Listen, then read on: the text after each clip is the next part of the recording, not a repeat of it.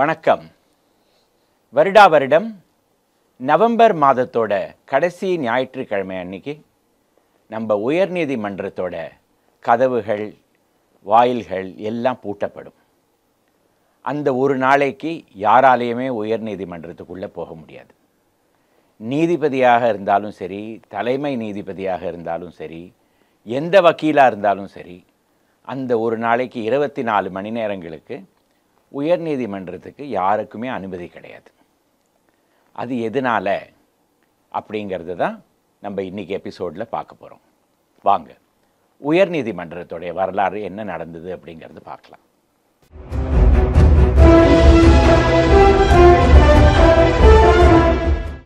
இந்த வருடா வருடம் நவம்பர் மாதத்தில் இப்படி உயர்நீதிமன்றம் பூட்டப்படுவதற்கு முன்னாடியே இதுக்கு நோட்டீஸ் எல்லாம் வெளியில் அங்கங்கே உயர்நீதிமன்றத்துடைய வளாகத்தில் பேஸ்ட் பண்ணிடுவாங்க. இந்த மாதிரி இந்த தேதியில் உயர்நீதிமன்றத்துக்குள்ளே யாராலையுமே வர முடியாது அப்படின்னு சொல்லி. உடனே பத்திரிகைகளில், சோஷியல் மீடியா தளங்கள்லாம் அறக்க பறக்க இதை பற்றி பேசப்படும். உடனே பல விதமான கதைகள், வதந்திகள் இதெல்லாமும் கிளம்பிவிடும். அதில் ஒரு கதை என்னன்னு பார்த்தீங்கன்னா, இந்த உயர்நீதிமன்றம் இருக்கிற அந்த காம்பவுண்ட், அந்த ஏரியா, அந்த ப்ராப்பர்ட்டி எல்லாமே ஒரு காலத்தில் ஏதோ ஒரு நபர் கையில் இருந்ததாகவும், அவர் யார் அப்படிங்கிறதே இது வரைக்கும் தெரியாமல் இருக்கிறதுனால அந்த உயர்நீதிமன்றம் தான் இந்த இடத்துக்கு சொந்தக்காரர் அப்படிங்கிறத ஸ்தாபிக்கிறதுக்காக இந்த மாதிரி பூட்டப்படுகிறது அப்படிங்கிறது ஒரு கதை. இன்னொரு கதை என்னென்னா, தேவராஜ முதலி தெருவில் இருக்கிற சென்னகேசவ பெருமாள், சென்ன மல்லீஸ்வர சுவாமி கோவில் தான் இந்த இடத்துக்கு சொந்தக்காரர். அதனால் இந்த சாவி, ஹைகோர்ட்டோட சாவி எல்லாமே எடுத்துக்கொண்டு போய் அந்த கோவிலில் ஒரு வருடமும் ஒரு நாளைக்கு வைக்கப்படுகிறது அப்படிங்கிறது இன்னொரு கதை. ரெண்டுமே வெறும் கதை தான். ஆனால் இந்த கதைக்கு பின்னாடி ஒரு வரலாறு இருக்குது, ஒரு ஆதாரமும் இருக்குது. அந்த ஆதாரம் எப்படி மாறி இப்போ கதையாக விட்டது அப்படிங்கிறத தான் நம்ம இன்றைக்கி பார்க்க போகிறோம். 1639 வருடம் ஆங்கிலேயர்கள் மதராஸ்பட்டினம் அப்படிங்கிற ஒரு சின்ன கிராமத்துக்கு வந்தாங்க. அதே வருடம் புனித ஜார்ஜ் கோட்டைக்கு அடிக்கல் நாட்டப்பட்டு ஒரு வருடம் கழித்து அந்த இடத்துல ஒரு சிறிய கோட்டையும் வந்துவிட்டது. அதற்குள்ளே ஆங்கிலேயர்களும் குடிபுகுந்து விட்டார்கள். இந்த ஆங்கிலேயர்களுக்கு சேவை புரிவதற்காக இந்த கோட்டைக்கு பின்புறம் ஒரு சிறிய கிராமம். அந்த கிராமத்துக்கு பெயர் தான் சென்னப்பட்டினம், கருப்பர்கள் பட்டினம் அப்படின்னு ஆங்கிலேயர்கள் கூறுவது. நாளடைவில் இப்போது முத்தையால்பேட்டை, பெதநாயக்கன்பேட்டை தான் கருப்பர்கள் பட்டினம் அப்படின்னு நம்ம கூறுறோம். ஆனால் ஆங்கிலேயர்கள் முதல்ல இங்கே வந்த பொழுது ஒரு சிறிய கிராமம், இப்போ உயர்நீதிமன்றமும் லா காலேஜும் இருக்கிற இடத்துல இருந்தது. அதுதான் பழைய கருப்பர்கள் பட்டினம், ஒரிஜினல் சென்னப்பட்டினம். அந்த சென்னப்பட்டினத்துக்கு நடுவில் ஒரு விஷ்ணு கோவில் இருந்தது. அந்த கோவிலை கட்டியவர் பெரி திம்மப்பா அப்படின்னு கிழக்கிந்திய கம்பெனிக்கு சென்னையில் முதல் மொழிபெயர்ப்பாளர். துபாஷ் 2 மொழி பேசுகிறவர், தெலுங்கு, அதே போல் போர்த்துகீய மொழி அல்லது ஆங்கிலேய மொழி. அவர் எந்த மொழி பேசினாரோ நமக்கு சரியாக தெரியாது. ஆனால் 1639 வருடம் ஃப்ரான்சிஸ் டே சென்னைக்கு, இந்த மதராஸ்பட்டினம் சென்னப்பட்டினத்துக்கு வந்த புதுசில் அவர் கூட வந்தவர் இந்த பெரி திம்மப்பா. அவர் பலகோலுன்னு ஆந்திராவில் இருந்த ஒரு கிராமத்திலேருந்து வந்தவர். இந்த பலகோலுங்கிற இடம் கோதாவரி நதி கரையில் இருக்குது. அந்த இடத்துல டச்சுக்காரர்களும் ஆங்கிலேயர்களும் முதல்லையே துணி வியாபாரம் செஞ்சு கொண்டிருந்தாங்க. அதற்கு பிறகு தான் இங்கே வந்தாங்க. அதனால் இந்த பெரி திம்மப்பாவுக்கு துணி வியாபாரம், அதில் உபயோகிக்கிற வார்த்தைகள் இதெல்லாம் அழகாக தெரிந்ததுனால அவர் தான் மொழிபெயர்ப்பாளராக அந்த ஆங்கிலேயர்கள் கூட இங்கே வந்திருக்கார். 1640 வருடம் பெரி திம்மப்பா இந்த இடத்துல இந்த சென்னகேசவ பெருமாள் கோவிலை கட்டுறார். எந்த இடத்துல கட்டுறார்? பழைய கருப்பர்கள் பட்டினம், அதாவது இப்போ ஹைகோர்ட் இருக்கிற அந்த இடத்துல அந்த கோவிலை கட்டுறார். அந்த கோவிலை சுற்றி வளர்ந்த அந்த சென்னப்பட்டினம், அந்த பட்டணத்துக்கு இதுவே கோவிலாக மாறிவிட்டது. அதனால் ஆங்கிலேயர்கள் இதை பட்னம் டெம்பிள் அப்படின்னு இதற்கு பேர் வைத்தாங்க. அப்போது ஒரு நீதிமன்றமும் இருந்தது சென்னையில். இப்போ இருக்கிற உயர் நீதிமன்றம் கிடையாது. கோட்டைக்கு உள்ளேயே ஒரு நீதிமன்றம் இருந்தது. மக்கள் எங்கே இருந்தாலும் ஏதாவது சண்டைகள், பூசல்கள், ஏதாவது கேஸ் ஏதாவது வந்து கொண்டே இருக்கும் இல்லையா? அதனால் அந்த நீதிமன்றத்தில் ஹிந்துக்கள் எப்போ ஏதாவது ஒரு கேஸ் வந்து கொண்டு வந்தாங்களோ அப்போது அந்த டைமில் சாட்சிக்காரங்கள்லாம் வந்து சபதம் எடுத்துக்கிறது இந்த சென்னகேசவ பெருமாள் கோவிலுடைய துளசி தீர்த்தத்து மேலே தான் அவங்க சபதம் எடுத்துப்பாங்க. முஸ்லீம்காரர்கள் இருந்தாங்கன்னா அவங்க குரான் மேலே சபதம் எடுத்துப்பாங்க. ஹிந்துக்கள் எல்லாம் வந்து இந்த சென்னகேசவ பெருமாள் கோவிலுடைய துளசி தீர்த்தத்து மேலே தான் சபதம் எடுத்துப்பாங்க. இப்படி ஒரு வழக்கம் இருந்தது. நாளடைவில் இந்த சென்னகேசவ பெருமாள் கோவில் பெரிய கோவிலாகவே மாறிவிட்டது. இது எப்படி இருந்தது அப்படிங்கிறத வர்ணனைகள்லாம் நமக்கு தமிழ்லேயோ தெலுங்குலேயோ கிடைக்கிறதில்ல. ஆனால் அந்த 1670களில் டாக்டர் ஃப்ரையர்னு ஒரு ஆங்கிலேயர் இங்கே வந்து அவர் அந்த கோவிலை பற்றி எழுதியிருக்கார். அதுலேருந்து அந்த கோவில் ஒரு பெரிய கோவிலாகவே இருந்தது, பெரிய வளாகமாக இருந்தது அப்படின்னு நமக்கு தெரிய வருது. இதே போல் அந்த கோவில், அதை சுற்றி அந்த சிறிய கருப்பர்கள் பட்டணம் இப்படியெல்லாம் வளர்ந்து கொண்டே வந்தது. 1746 வருடம் பிரெஞ்சு படை கடல் மூலமாக சென்னைக்கு வந்தது. புனித ஜார்ஜ் கோட்டை மேலே குண்டுவீச்சு நடந்தது. உடனே ஆங்கிலேயர்கள் எல்லோரும் அங்கிருந்து கிளம்பி கடலூருக்கு போய்விட்டார்கள். 3 வருடங்களுக்கு பிரெஞ்சு ஆதிக்கத்தில் தான் இந்த புனித ஜார்ஜ் கோட்டை இருந்தது. 1749 வருடம் ஆங்கிலேயர்களுக்கும் பிரெஞ்சுக்காரர்களுக்கும் நடுவே ஒரு ஒப்பந்தம் செய்த பிறகு ஆங்கிலேயர்கள் மறுபடியும் சென்னைக்கு வந்தார்கள். அப்போது இந்த கோட்டையோட பாதுகாப்புக்கு பல தடங்கல்கள் இருக்குது அப்படிங்கிறத இவங்க வந்து கண்டுபிடித்தாங்க. அதில் இந்த கருப்பர்கள் பட்டணமும் ஒரு முக்கியமான தடங்கலாக இருந்தது. அதற்கு ஏன் அப்படின்னு பார்த்தீங்கன்னா, இந்த கருப்பர்கள் பட்டணம் மிக நெரிசலாக சிறிய சிறிய வீதிகள், பல வீடுகள் இப்படிலாம் இருந்ததுனால பிரெஞ்சு படைகள் கடல் மூலமாக வந்து பீரங்கிகளெல்லாம் எடுத்துக்கொண்டு வந்து இந்த வீடுகளுக்கு பின்னாடி இருந்து அங்கேருந்து கோட்டையை தாக்கல் செய்யலாம் அப்படின்னு ஒரு பயம் ஆங்கிலேயர்களுக்கு நடுவே வந்துவிட்டது. அதனால் அப்போ இருந்த ஆங்கிலேய அரசு ஒரு முடிவுக்கு வந்தது. அது என்னன்னு பார்த்தீங்கன்னா, இந்த பழைய கருப்பர்கள் பட்டணமை அடியோடு இடித்து விட வேண்டும் அப்படிங்கிற முடிவுக்கு வந்தது. அதிலிருந்து முத்தையால்பேட்டையும் பெதநாயக்கன்பேட்டையும் புதிய கருப்பர்கள் பட்டணமாக மாறிவிட்டது. 1750களில் இந்த பழைய கருப்பர்கள் பட்டணம் தரைமட்டமாக ஆக்கப்பட்டது. அது கூடவே தரமட்டமானது இந்த சென்னகேசவ பெருமாள் கோவிலும். அந்த கோவிலில் இருந்த அந்த விஷ்ணு மூர்த்தியை உள்ளே கொண்டு போய் எங்கேயோ பத்திரமாக எடுத்து வைத்து விட்டார்கள். கோவில் இடித்த பிறகு அதில் இருந்த கற்கள் எல்லாம் சென்னப்பட்டினத்தை சுற்றி ஒரு செவர் கட்டுவதற்காக உபயோகிக்கப்பட்டன.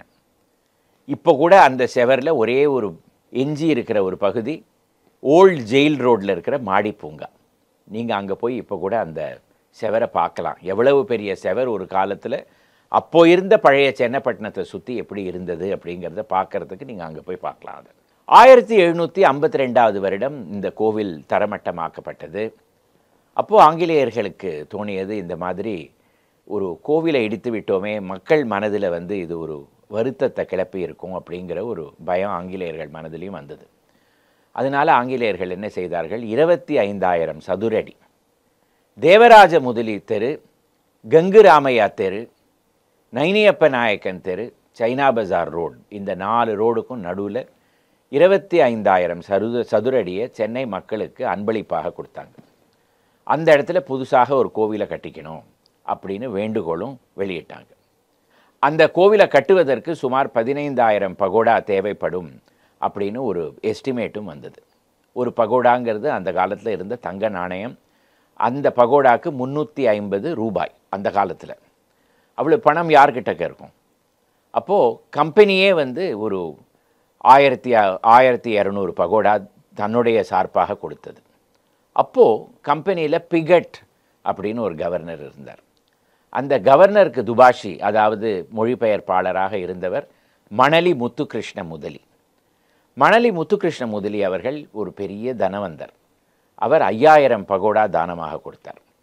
மீதியெல்லாம் மக்கள், சென்னை மக்கள் எல்லோரும் கொடுத்தார்கள். அதில் 15,000 பகோடாவை சேகரித்து இந்த கோவில் மறுபடியும் அதோடைய புது இடத்துல கட்டப்பட்டது. அதை கட்டும் பொழுது அந்த கோவிலுடைய தர்மகர்த்தாக்கள் எல்லோரும் ஒரு முடிவுக்கு வந்தார்கள், பெருமாள் கோவிலுக்கு ஒட்டியே ஒரு சிவன் கோவிலும் கட்ட வேண்டும் அப்படின்னு. அதுதான் சென்னை மல்லீஸ்வர சுவாமி கோவிலாக கட்டப்பட்டது. 2 கோவிலுமே இன்னும் அப்படியே அதே இடத்துல இருந்து கொண்டு இருக்கிறது. தேவராஜ முதலி தெரு, சைனா பஜார் ரோடு, இப்போ வந்து அதை என்எஸ்சி போஸ் ரோடு அப்படின்னு நாம் கூறுறோம். அதோடைய சந்திப்பில் இருக்கிற இந்த கோவில், ஒரு பக்கம் சென்னமல்லீஸ்வர சுவாமி கோவில், ஒரு பக்கம் சென்னகேசவ பெருமாள் கோவில். ஒரு கோவில்லேருந்து இன்னொரு கோவிலுக்கு வந்துடலாம். ஒரே ஒரு செவரு தான், அந்த செவருக்கு நடுவில் ஒரு கதவு, அந்த கதவை திறந்தோன்னா இந்த பக்கம் வந்துடலாம். இந்த சென்னகேசவ பெருமாள், இந்த புது சென்னப்பட்டணம் கோவிலுக்கு மணலி முத்துகிருஷ்ண முதலி தான் தர்மகர்த்தாவாக இருந்து, அதற்கு பிறகு அவருடைய குடும்பத்து வம்சத்தினர்கள் தான் இன்று வரையில் அதற்கு தர்மகர்த்தாவாக இருந்து கொண்டு வருகிறார்கள். இந்த கோவிலுக்குள்ளே நீங்கள் போய் பார்த்தீங்கன்னா மிக துப்புரவாக அழகாக இருக்கிற ஒரு சிறிய கோவில். நாளடைவில் இதுவே பட்டணம் கோவில் அப்படிங்கிற பேரும் இதுக்கு வந்துவிட்டது. அப்போது அந்த பழைய கருப்பர்கள் பட்டணம், அந்த கோவிலெல்லாம் இருந்த இடம் இடிக்க தரைமட்டமாக்கப்பட்டது அப்படின்னு நான் சொன்னேன் இல்லையா, அந்த இடத்துல ஆங்கிலேயர்கள் ஒரு புல்வெளியை வளர்த்தார்கள். அது எதற்கு? எதிரிகள் வந்தால் அவங்க எங்கேருந்து வராங்க அப்படிங்கிறத பார்க்க முடியும், ஒரு தடுப்பும் வழியில் இருக்காது. அந்த புல்வெளி இருந்த இடத்துல ஒரு கட்டடமும் கட்டக்கூடாது அப்படிங்கிற ஒரு சட்டமும் வந்தது. அது எந்த அளவுக்கு வரையில் நாம் கட்டாமல் இருக்க வேண்டும் அப்படிங்கிறத காண்பிப்பதற்காக தூண்கள் எழுப்பப்பட்டன. மொத்தம் சில பேர்கள் 5 தூண்கள் அப்படிங்கிறார்கள், சில பேர்கள் 7 தூண்கள் அப்படிங்கிறார்கள், சில பேர் 13 தூண்கள் அப்படிங்கிறார்கள். ஆனால் எஞ்சி இருக்கிறது ஒரே ஒரு தூண் தான். இப்போது இஐடி பாரியோட தலைமை செயலமாக இருக்கிற அந்த டேர் ஹவுஸ்க்கு அடியில் பக்கத்திலேயே ஒரே ஒரு தூண் பாக்கி இருக்கிறது. அந்த தூணுக்கு அடியில் என்ன எழுதியிருக்கு அப்படின்னு நீங்கள் போய் பார்த்தீங்கன்னா 1772 வருடம் பவுண்டரி ஆஃப் த எஸ்பிளனேட் அப்படின்னு எழுதியிருக்கு. எஸ்பிளனேட்னா என்ன அர்த்தம்? ஒரு நதிக்கரையிலையோ ஒரு கடற்கரையிலையோ ஒரு புல்வெளி இருந்து, ஒரு பெரிய புல்வெளி, மக்கள் நடமாட்டத்துக்காக இருக்கிற ஒரு புல்வெளிக்கு எஸ்பிளனேட் அப்படின்னு பெயர். அந்த இடத்துல ஒரு பெரிய எஸ்பிளனேட் 1772 வருடம் வந்திருக்கிறது அப்படின்னு நமக்கு தெரிய வருகிறது. அந்த புல்வெளி அப்படியே இருந்தது 1860கள் வரையில்.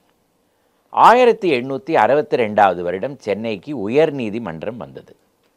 அந்த உயர்நீதிமன்றம் முதல்ல ராஜாஜி சாலையில், இப்போது சென்னையுடைய கலெக்டரேட் இருக்கிற அந்த கட்டடம், அதற்கு முன்னாடி அங்கே பென்டிங்ஸ் பில்டிங்னு ஒரு கட்டடம் இருந்தது, அந்த இடத்துல செயல்பட்டு கொண்டு வந்தது.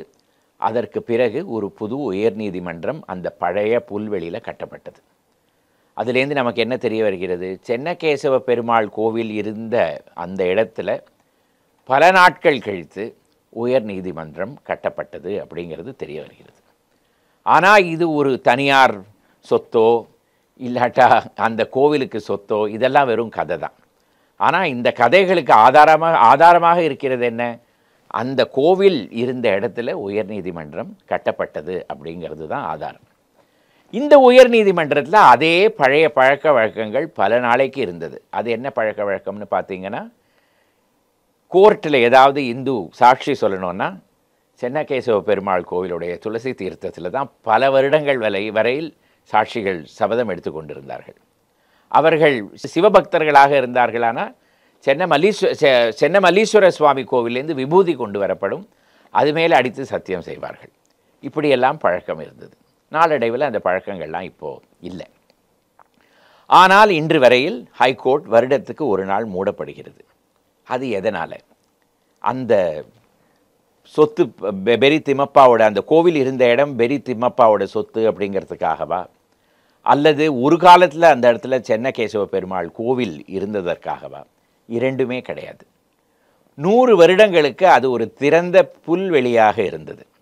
அப்போ யார் வேணாலும் அதற்கு மேலே நடக்கலாம். அது பொது சொத்தாக மாறிவிடுவதற்கு ஒரு காரணமும் இருக்கிறது. அதற்கு லால ஈஸ்மெண்டரி ரைட்ஸ் அப்படின்னு கூறுவாங்க. அதாவது இத்தனை வருடங்களுக்கு ஒரு இடம் திறந்தே இருந்து அதன் மேல் பொதுமக்கள் நடந்து கொண்டிருந்தாங்கன்னா அது பொது சொத்தாக மாறிவிடும். அதை தவிர்ப்பதற்காக தான் வருடம் இன்று வரையில் ஹைகோர்ட் ஒரு நாளைக்கு மூடப்படுகிறது. இது ஒரு பழைய ஆங்கிலேய லாவை பேஸ் பண்ணி இன்று வரையில் நடக்கிற ஒரு பழக்கம். வருடம் பூரா திறந்து இருந்ததுன்னா அந்த வளாகத்தை யார் வேணாலும் அதை பொது சொத்து அப்படின்னு கேட்கலாம். அதை தவிர்ப்பதற்காக வருடம் ஒரே ஒரு நாளைக்கு கோர்ட் மூடப்படுகிறது. இதுதான் கதை. மெரினா பீச். சென்னைக்கு யார் வெளியூர்லேருந்து வந்தாங்கனாலும் ஏதாவது ஒரு இடத்துக்கு போகணும் அப்படின்னு சொன்னால், ஏதாவது சுற்றி பார்த்தீங்க அப்படின்னு கேட்டிங்கன்னா முதல்ல போகிற இடம் மெரினா பீச் தான். இப்போவாவது பல சினிமா தியேட்டர், மால், ரெஸ்டாரண்ட் எல்லாம் இருக்குது. 18வது 19வது நூற்றாண்டில் வெளியில் போய் பார்க்கணுன்னா மெரினா பீச் ஒன்று தான். அந்த பீச்சுக்கும் ஒரு வரலாறு இருக்கணும் இல்லையா?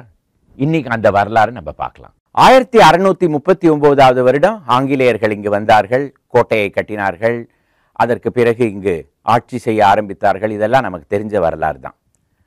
அவங்க காலகட்டத்திலேருந்து இந்த சமுத்திரக்கரையை பற்றி பல வர்ணனைகள் நமக்கு தெரிய வருது. ஆனால் அதுக்கு பல நூற்றாண்டுகளுக்கு முன்னாடியே பேயாழ்வார் நமக்கு சென்னையோட கடற்கரையை ஒரு வர்ணனை செய்திருக்கிறார். அவர் என்ன எழுதியிருக்காருன்னு பார்க்கலாமா? வந்துதைத்த வெண்திரைகள் செம்பவள வெண்முத்தம் அந்தி விளக்கும் அணிவிளக்காம் எந்தை ஒரு அல்லி தாமரையாள் ஒன்றிய சீர்மார்வன் திருவல்லிக்கேணியான் சென்று. திருவல்லிக்கேணிக்கு போகலாம். அங்க சூரியன் அஸ்தமிக்கிற வேளையில வானம் சிகப்பாகவும் இருக்கிறது, வெள்ளையாகவும் இருக்கிறது. அதே டைம்ல கீழே நீங்க மணலை பார்த்தீங்கன்னா அங்க சமுத்திரத்திலேருந்து பவழமும் முத்தும் கொட்டிட்டு இருக்கு. அதுவும் வெள்ளையாகவும் இருக்கு, சிகப்பாகவும் இருக்கு. திருவல்லிக்கேணி கோவிலுக்கு நீங்க போய் பார்த்தீங்கன்னா அங்க பெருமாள் நின்றுட்டு இருக்கார். அவருடைய மார்பில அதாவது லக்ஷ்மி தாயார் இருக்காங்க. அவங்க எப்படி இருக்காங்க? ஒரு அல்லி தாமரையாள். அதுவும் அல்லி வெள்ளை, தாமரை சிகப்பு. அதே கலர் காம்பினேஷன்ல எவ்வளவு அழகா ஒரு வர்ணனை செய்திருக்கார் பாருங்க, எத்தனை நூற்றாண்டுகளுக்கு முன்னாடி. இது பேயாழ்வார். ஒரு சுவாரஸ்யமான விஷயம் என்னன்னா, உலகத்திலேயே ஒரு நகரத்துக்கு உள்ள இருக்கிற பீச் அப்படின்னு பார்த்தீங்கன்னா செகண்ட் லாங்கெஸ்ட் பீச் அப்படின்னு மரீனா பீச்சை பற்றி சொல்றாங்க. லாங்கெஸ்ட் பீச், மிக நீளமான பீச் ஒரு நகரத்துக்குள்ள எங்க இருக்குங்கிறது யாருக்குமே தெரியாது. ஆனால் எல்லாருக்கும் தெரியும் செகண்ட் லாங்கெஸ்ட் பீச்சுங்கிறது மரீனா பீச் தான் அப்படின்னு. இந்த பீச்சுக்கு ஒரு வரலாறு. அது எப்படின்னு பார்த்தீங்கன்னா 1875வது வருஷம் வரையில் இவ்வளவு பெரிய பீச் சென்னையில் கிடையவே கிடையாது. மிக குறுகிய ஒரு மணல் பாதை தான் அந்த இடத்துல இருந்திருக்கு. அது எப்படி இவ்வளவு பெரிய பீச்சா மாறினது அப்படிங்கிறத இப்போ நம்ம பார்க்கலாம். ஆங்கிலேயர்கள் வந்த பிறகு அவங்க தெற்கு நோக்கி ரொம்ப போகவே இல்லை முதல்ல. ஏன்னு கேட்டிங்கன்னா சாந்தோம்ங்கிறது ஒரு போர்த்துகிய நகரமாக இருந்தது. அவங்களுக்கும் இவங்களுக்கும் நடுவில் பகைமை இருந்ததுனால ஆங்கிலேயர்கள் சமுத்திரக்கரைக்கு வந்தாங்கன்னா இப்போ வார் மெமோரியல் இருக்கு இல்லையா, அந்த இடத்துக்கு தான் அவங்க வந்துட்டு இருந்தாங்க. அதற்கு பிறகு அவங்க தெற்கு நோக்கி போகவே இல்லை. அந்த காலத்தில் மாலை வேளையில ஆங்கிலேயர்கள் குதிரை வண்டியில கோட்டையிலேருந்து வெளியில இந்த வார் மெமோரியல் இருக்கிற இடத்த சுத்தி சுத்தி வருவாங்களாம். அந்த இடத்துக்கு மன்மத பானம், அதாவது கியூபிட்ஸ் பாவ் அப்படின்னு ஒரு பேர் வச்சாங்க. ஏன்னு பார்த்தீங்கன்னா கோட்டையில் இருந்த பல ஆங்கிலேயர்கள், இளம் பெண்மணிகள் எல்லாம் அங்கே ஒன்னா குதிரையெல்லாம் சவாரி செய்கிற சமயத்தில் காதல் பிறக்குமா, பல திருமணங்கள் நடக்குமா, அதனால அந்த இடத்துக்கு மன்மத பானம் அப்படின்னு அவங்க பெயர் வச்சிருந்தாங்க. இப்போ இருக்கிற வார் மெமோரியல் 1930களில் கட்டப்பட்ட ஒரு கட்டடம். மெல்ல மெல்ல ஆங்கிலேயர்கள் தென்னிந்தியாவுக்கும் இந்தியாவுக்குமே அதிகாரிகளாக ஆன பிறகு அந்த தெற்கு கடற்கரை சாலை, அதாவது சவுத் பீச் ரோடு அப்படிங்கிற ரோடை கோட்டையிலேருந்து மயிலாப்பூர் வரைக்கும் கட்டினாங்க. இன்னைக்கு அந்த ரோடுக்கு நம்ம காமராஜர் சாலை அப்படின்னு பேர் வச்சிருக்கோம். ஸோ வார் மெமோரியலை தாண்டி அவங்க இந்த பக்கம் வரைச்சே அதற்காக ஒரு பாலம் கட்டினாங்க கூவம் நதிக்கு மேலே. அதை தான் இப்போ நேப்பியர் பிரிட்ஜ் அப்படின்னு நம்ம சொல்கிறோம். 1860களில் இருந்த ஒரு கவர்னர் நேப்பியர் பிரபு, அவருடைய பெயரில் கட்டப்பட்ட அந்த பாலம். இப்போ இவ்வளோ அழகாக அந்த வளைவுகள்லாம் இருக்குது பார்த்தீங்களா அந்த பீச், அந்த பாலத்துக்கு மேலே. அது அந்த காலத்தில் கிடையாது. முதல்ல இரும்பால செய்யப்பட்ட பாலம் அது. அதனால அதுக்கு அயர்ன் பிரிட்ஜ் அப்படின்னு தான் பேர் வச்சுருந்தாங்க. இப்போ கூட நீங்கள் பார்த்தீங்கன்னா அந்த பாலத்துக்கு ஒரு ஓரத்தில் ஒரு பெரிய தூண் இருக்கும். அந்த தூணுக்கு மேலே இரும்பால செய்யப்பட்ட ஒரு சின்ன பகுதி மேலே தூக்கிட்டு இருக்கும். அது எதுக்குன்னு பார்த்தீங்கன்னா இரும்பு பாலத்து மேலே மின்னல் தாக்கக்கூடாதுங்கிறதுக்காக ஒரு லைட்னிங் அரெஸ்டரை ஆங்கிலேயர்கள் அங்கே கட்டி வச்சுருக்காங்க. இது இன்னும் அப்படியே தான் இருக்குது. இப்போ அந்த இரும்பு பாலம் கிடையாது. 20வது நூற்றாண்டு ஆரம்ப காலத்தில் இந்த வளைவெல்லாம் வச்சு ஒரு பக்கம் ஒரு பாலம் கட்டினாங்க. அதற்கு பிறகு இப்போ ஒரு 20-30 வருடங்கள் முன்னாடி 2வது பாலமும் அதே போல் கட்டப்பட்டது. அந்த பாலத்துக்கு இன்னி வரையில் நேப்பியர் பாலம் அப்படின்னு தான் பேர். அங்கேருந்து நம்மளும் ஆங்கிலேயர்களை போல தெற்கு நோக்கி நம்ம போக ஆரம்பிச்சோம்னா நமக்கு என்னெல்லாம் தெரியுதுன்னு பார்க்கலாம். வலது பக்கம் நீங்க பார்த்தீங்கன்னா பல கட்டடங்கள். ஒரு கட்டடத்துக்குமே ஒரு பெரிய வரலாறு இருக்கு. அதை நம்மளால இந்த ஒரு சின்ன பகுதியில் கவர் பண்ண முடியாது. வர எபிசோட்ஸ்ல அதை பத்தி நம்ம பார்க்கலாம். இந்த இடது பக்கம் நீங்க பார்த்தீங்கன்னா பெரிய கடற்கரை, மெரினா பீச். இது நான் சொன்னேன் இல்லையா, முதல்ல இது ஒரு சின்ன குறுகிய பாதையாக தான் இருந்தது. அதற்கு பிறகு 1875 வருடத்துக்கு பிறகு தான் அது இவ்வளவு பெரிய பீச்சா மாறித்து அப்படின்னு நான் சொன்னேன் இல்லையா. அது எப்படி மாறி இருக்க முடியும் அப்படின்னு நீங்க ஒரு கேள்வி கேட்கலாம். 1875 வருஷம் சென்னையோட துறைமுகம் கட்ட ஆரம்பிச்சாங்க. அது ஒரு மிக கடினமான ஒரு வேலை. ஏன்னா சென்னைக்கு இயற்கையாகவே ஒரு துறைமுகம் கிடையாது. இதை ஒரு செயற்கை முறையில் கட்ட வேண்டிய வந்த ஒரு தருணம் வந்தபோது ரொம்ப கஷ்டப்பட்டாங்க. ஒரு 20-30 வருஷம் நீடித்தது, அந்த கட்டுற வேலையே நீடித்தது. அந்த காலத்தில் அந்த துறைமுகம் சமுத்திரத்தில் கிழக்கு நோக்கி கட்ட ஆரம்பித்த உடனே அவங்க பார்த்தது என்னன்னா, சமுத்திரம் துறைமுகத்துக்கு தெற்கு பகுதியில் பின்னோக்கி செல்ல ஆரம்பித்து விட்டது. அது அந்த மாதிரி ஆரம்பித்த உடனே இந்த கடற்கரை நீண்டிட்டே போய் இவ்வளவு பெரிய பீச்சாக மாறிவிட்டது. அதற்கு முன்னாடி பீச் எங்கே இருந்ததுன்னு பார்த்தீங்கன்னா, இப்போ ஹைகோர்ட் இருக்கு இல்லையா, அதற்கு பின்பகுதியில் தான் பீச் இருந்தது. 19வது நூற்றாண்டில் நீங்கள் இங்கே பீச் எங்கேன்னு கேட்டிருந்தீங்கன்னா அங்கே தான் உங்களை கூட்டிகிட்டு போயிருப்பாங்க. அந்த இடத்துக்கு ஹைகோர்ட் பீச்னு பேர். இப்போ அங்கே ஒரு பீச் இருந்ததா ஒரு சின்னம் கூட கிடையாது, ஒரு சுவடு கூட கிடையாது. அந்த பீச்சுக்கு என்னாச்சுன்னு பார்த்தீங்கன்னா, இந்த துறைமுகத்தை அவங்க கட்டிட்டு வரைச்சே தெற்கு பகுதியில் சமுத்திரம் பின்னோக்கி போக ஆரம்பித்தது. வடக்கு பகுதியில் சமுத்திரம் ஊருக்குள்ளே வர ஆரம்பித்து விட்டது. மெல்ல மெல்ல அந்த பீச் கரைந்து சமுத்திரத்துக்குள்ளேயே போய்விட்டது. இப்போ கூட நீங்கள் எண்ணூர் பகுதிக்கெல்லாம் நீங்கள் போய் பார்த்தீங்கன்னா சமுத்திரம் உள்ளே வந்து கொண்டே இருக்கிறது. அந்த ரோடு நீங்கள் பார்த்தீங்கன்னா பல இடத்துல இடிந்து போயிருக்கும். ஸோ இது எல்லாம் அந்த துறைமுகம் கட்ட ஆரம்பித்த பிறகு தான் இந்த மாதிரி நடந்தது. ஸோ அதை ஒரு பக்கம் இருக்கட்டும். இப்போ கடற்கரை நீடித்து விட்டது, பெரிசாகி விட்டது. 1881 வருடம் பார்த்தீங்கன்னா இந்த அளவுக்கு ஒரு பெரிய கடற்கரையாக மாறிவிட்டது. அப்போ இங்கே ஒரு கவர்னர் இருந்தார். அவர் பேர் M.E. Grant Duff, Mount Stuart Elphinstone Grant Duff. ஒரு முழ நீளத்துக்கு ஒரு பெரிய பேர். அவர் இங்கே கவர்னராக இருந்தபோது ஒன்றும் பெருசாக பண்ணிடல. ஆனால் ஒரே ஒரு விஷயம் செஞ்சார். என்னன்னா, மக்களுக்கு ஒரு நடைபாதை கட்டி கொடுத்தார். இப்போ இருக்கிற வார் மெமோரியல்லேருந்து இப்போ இருக்கிற லைட் ஹவுஸ் வரையில் ஒரு நடைபாதை கட்டி கொடுத்தார். எதற்காகன்னு பார்த்தீங்கன்னா, மாலை வேளையில் சென்னையில் இருக்கிற மக்கள் வெளியில் காற்று வாங்கவும் நடக்கிறதுக்காகவும் ஒரு நடைபாதை. அதற்கு ஒரு பேர் வைக்கணுமே. இந்த M.E. கிராண்ட் டஃபுக்கு இட்டாலியன் விஷயம் எதாக இருந்தாலும் அவருக்கு ரொம்ப பிடிக்கும். அவர் அந்த காலத்தில் இட்டலிக்கு பல முறை சென்றிருக்கிறார். அங்கே மெரினான்னு ஒரு கடற்கரை, சென்னையோட கடற்கரையை பார்த்த உடனே அவருக்கு அந்த கடற்கரை ஞாபகம் வந்ததுனால இதற்கு மெரினா. மெரினானா என்ன அர்த்தம்? சமுத்திர கரையில் இருக்கிற இடத்துக்கு மெரினான்னு பேர் இட்டாலிய மொழியில். அந்த பேரை இங்கே பீச்சுக்காக அவர் கொடுத்தார். அதிலிருந்து இன்னி வரையில் அந்த கடற்கரைக்கு மெரினா பீச் அப்படின்னு தான் பேர். சுதந்திர போராட்டத்தில் இந்த கடற்கரைக்கு ஒரு பெரிய மகத்துவம் உண்டு. சுப்பிரமணிய பாரதி, மகாத்மா காந்தி, சத்தியமூர்த்தி எல்லாரும் இங்கே பேசியிருக்காங்க. ஆயிரக்கணக்கான மக்கள் அவங்க பேசுறத அங்கே கேட்பாங்க. சுப்பிரமணிய பாரதி இந்த கடற்கரைக்கு ஒரு பெயர் வைக்கணும் அப்படின்னு சொன்ன பொழுது இதற்கு திலகர் திடல் அப்படின்னு ஒரு பெயர் கொடுத்தார். திலகர்ங்கிறது பால் கங்காதர் திலக், அவருடைய பெயரில் அங்கே அந்த இடத்துக்கு அவர் பெயர் கொடுத்தார். இப்போவும் நீங்கள் பார்த்தீங்கன்னா நம்மளுடைய ஒரு சமீப காலத்தில் ஒரு கல்வெட்டு அங்கே பதிச்சிருக்காங்க. அந்த இடத்துக்கு திலகர் திடல் அப்படின்னு பெயர் வச்சிருக்காங்க. சரி, நம்ம வார் மெமோரியல்லேருந்து நடந்து வந்துட்டு இருக்கோம்.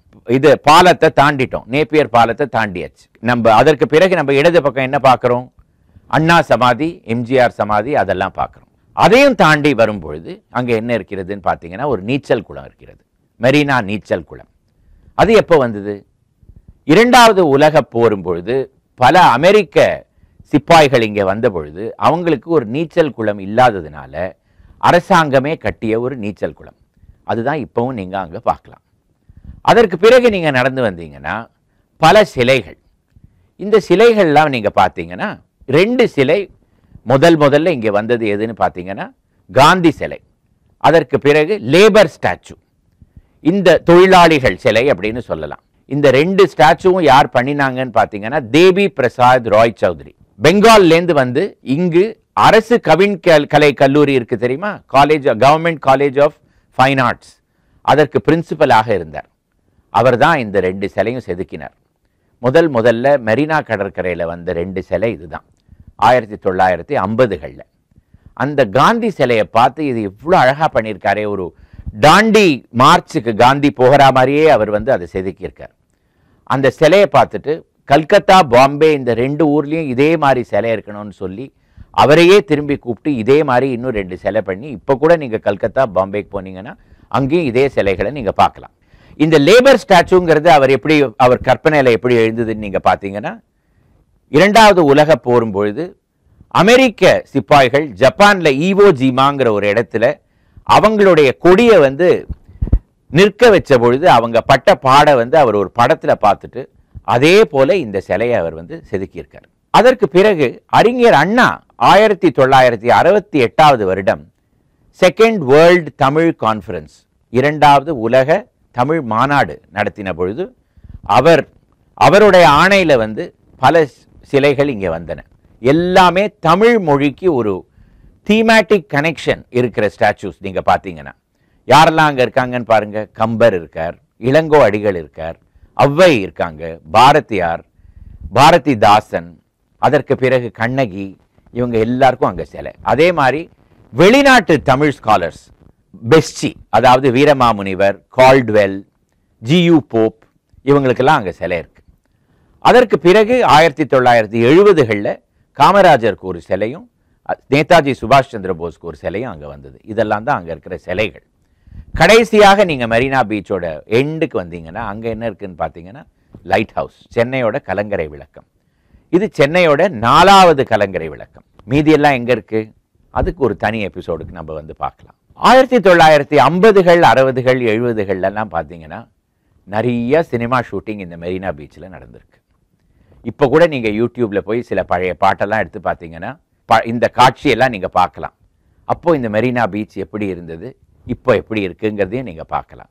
உதாரணத்துக்கு ஜெமினி கணேசன் நடித்த அந்த படம் எனக்கு மறந்து போயிடுது.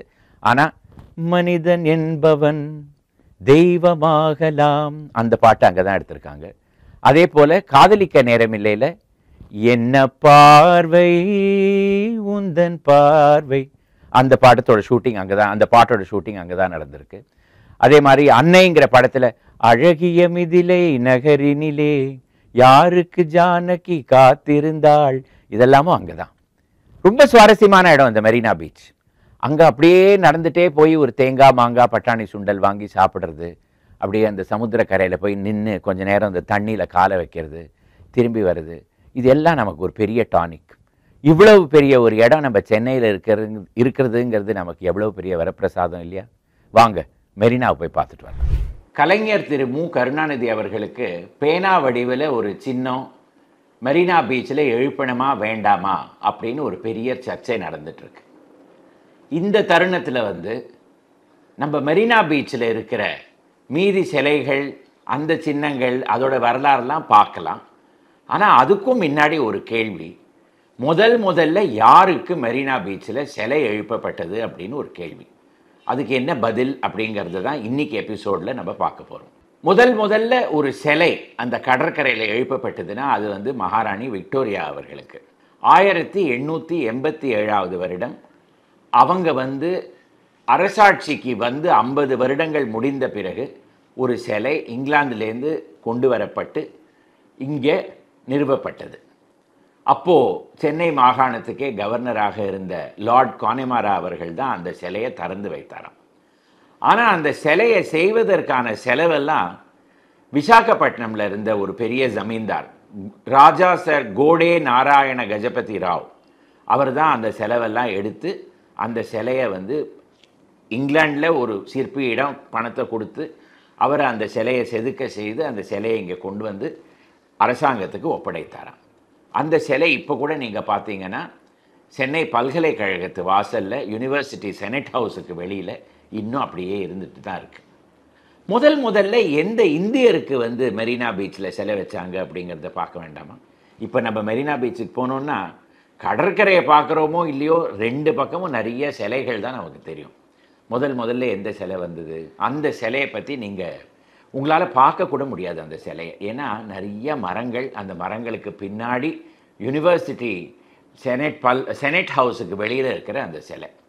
வி கிருஷ்ணசுவாமி ஐயர் அப்படிங்கிற ஒரு வக்கீல், அதற்கு பிறகு ஜட்ஜ், அதற்கு பிறகு கவர்னரோட நிர்வாக குழுவில் ஒரு அங்கத்தினராக இருந்தவருக்கு தான் ஒரு சிலை எழுப்பப்பட்டது.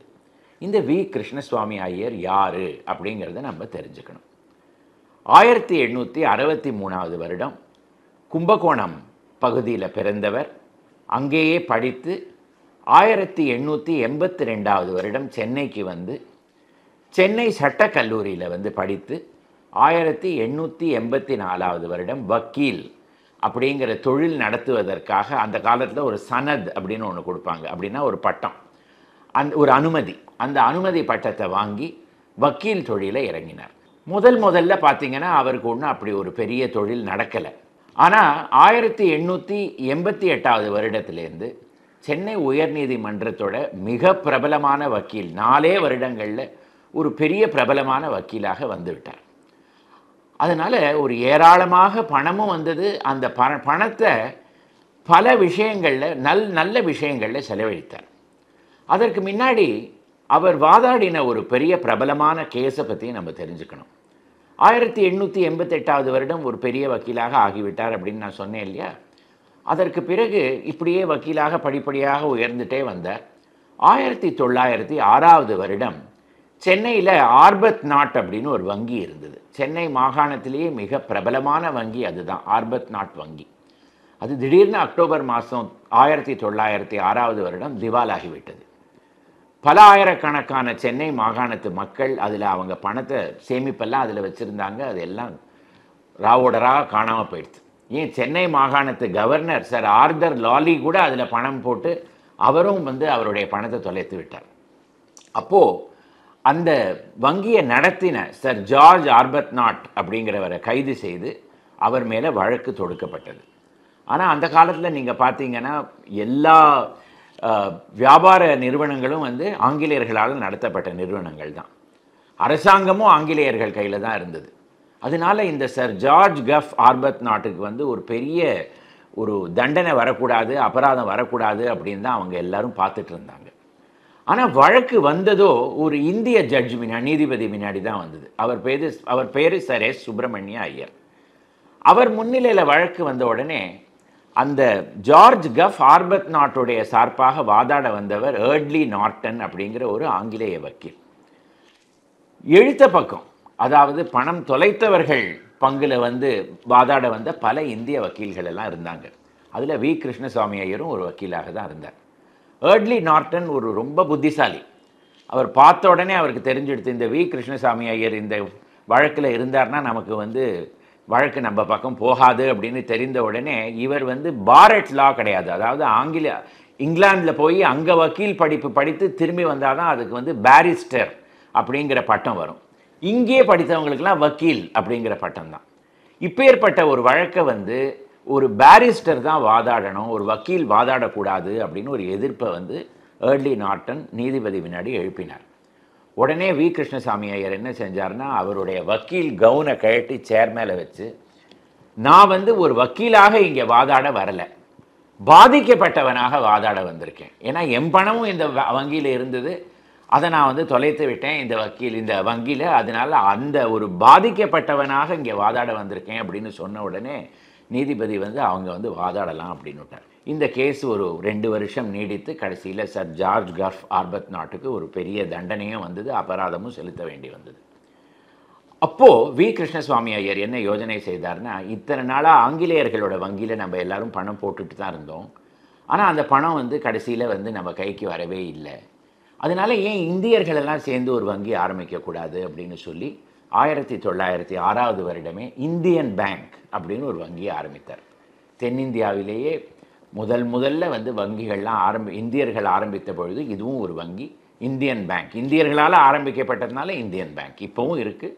அப்போது இங்கே இருந்த நாட்டுக்கோட்டை செட்டியார்கள், பல முகமதிய பிஸ்னஸ்மென், இவங்க எல்லாரும் சேர்ந்து பணம் போட்டு இவருடைய வற்புறுத்தலில் வந்து பணம் போட்டு இந்த வங்கி ஆரம்பிக்கப்பட்டது. இன்னும் அந்த வங்கி செயல்பட்டு கொண்டு தான் வந்துட்டுருக்கு.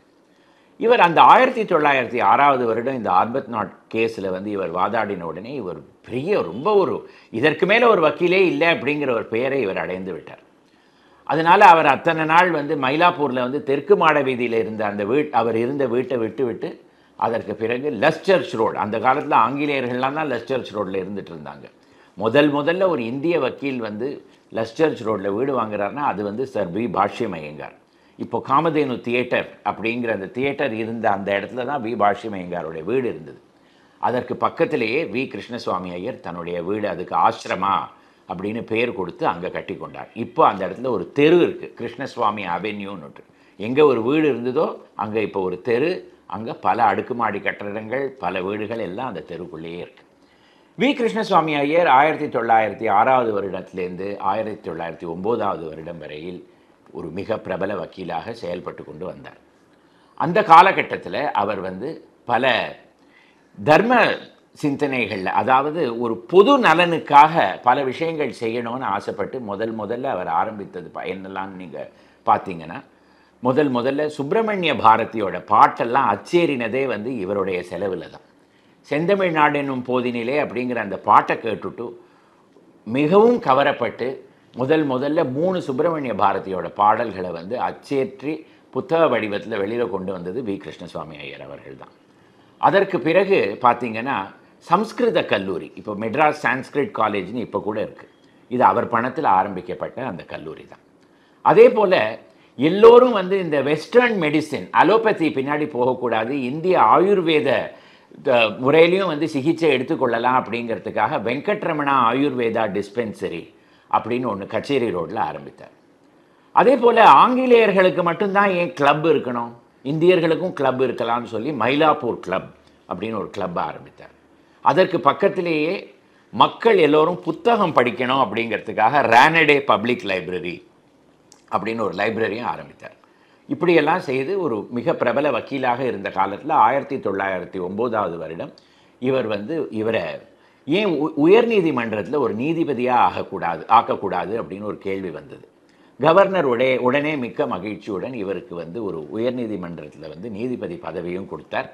நீதிபதி பதவி ஏற்ற உடனே இவர் பேரில் நிறைய வந்து கேள்விகளும் சர்ச்சைகளும் வந்தது. அப்போ இருந்த சுதந்திர போராட்ட வீரர்கள்லாம் கேட்டாங்க, எதுக்காக இப்பேற்பட்ட ஒரு இந்தியர் எதற்காக ஆங்கிலேயர்கள் சார்பில் போய் ஒரு ஜட்ஜாக ஆகணும் அப்படின்னு சுப்பிரமணிய பாரதியே வந்து இவரை வந்து தாக்கி பல கட்டுரைகள்லாம் அந்த காலத்தில் எழுதியிருக்கார்.